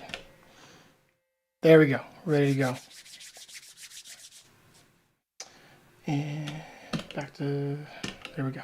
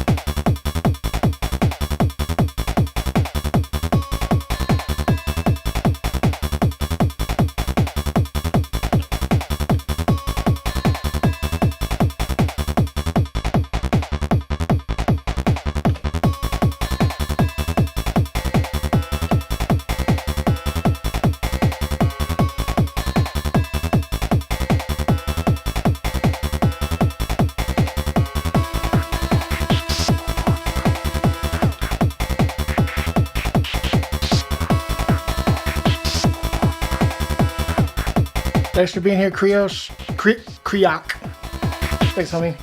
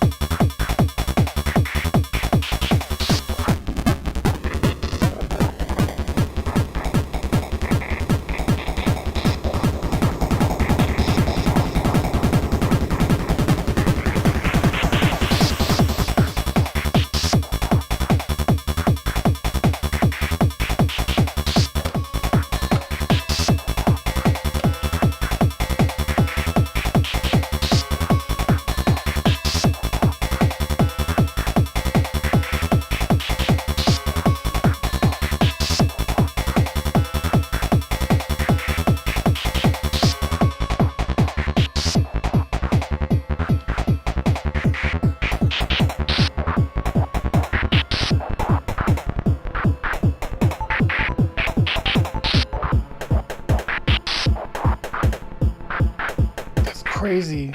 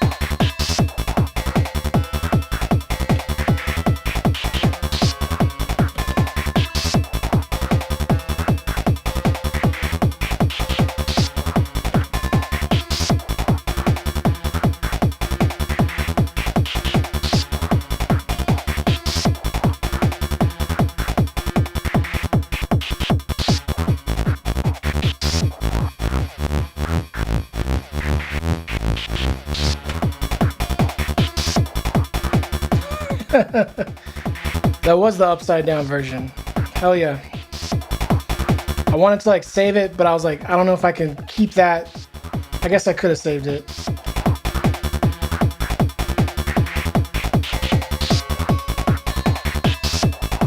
Let's try that again.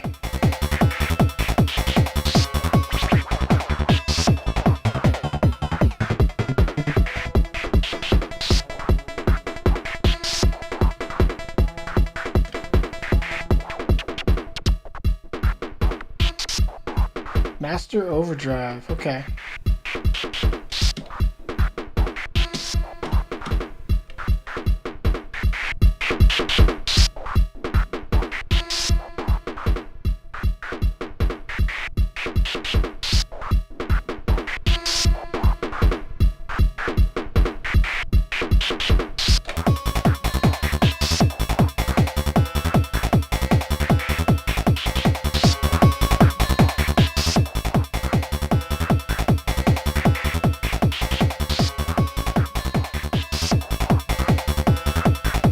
That master overdrive is so nice, especially on a track like this.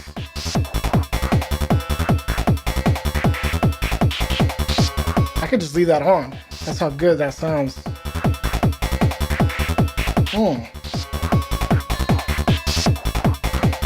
Would have to copy this FX mix to all the other pages, but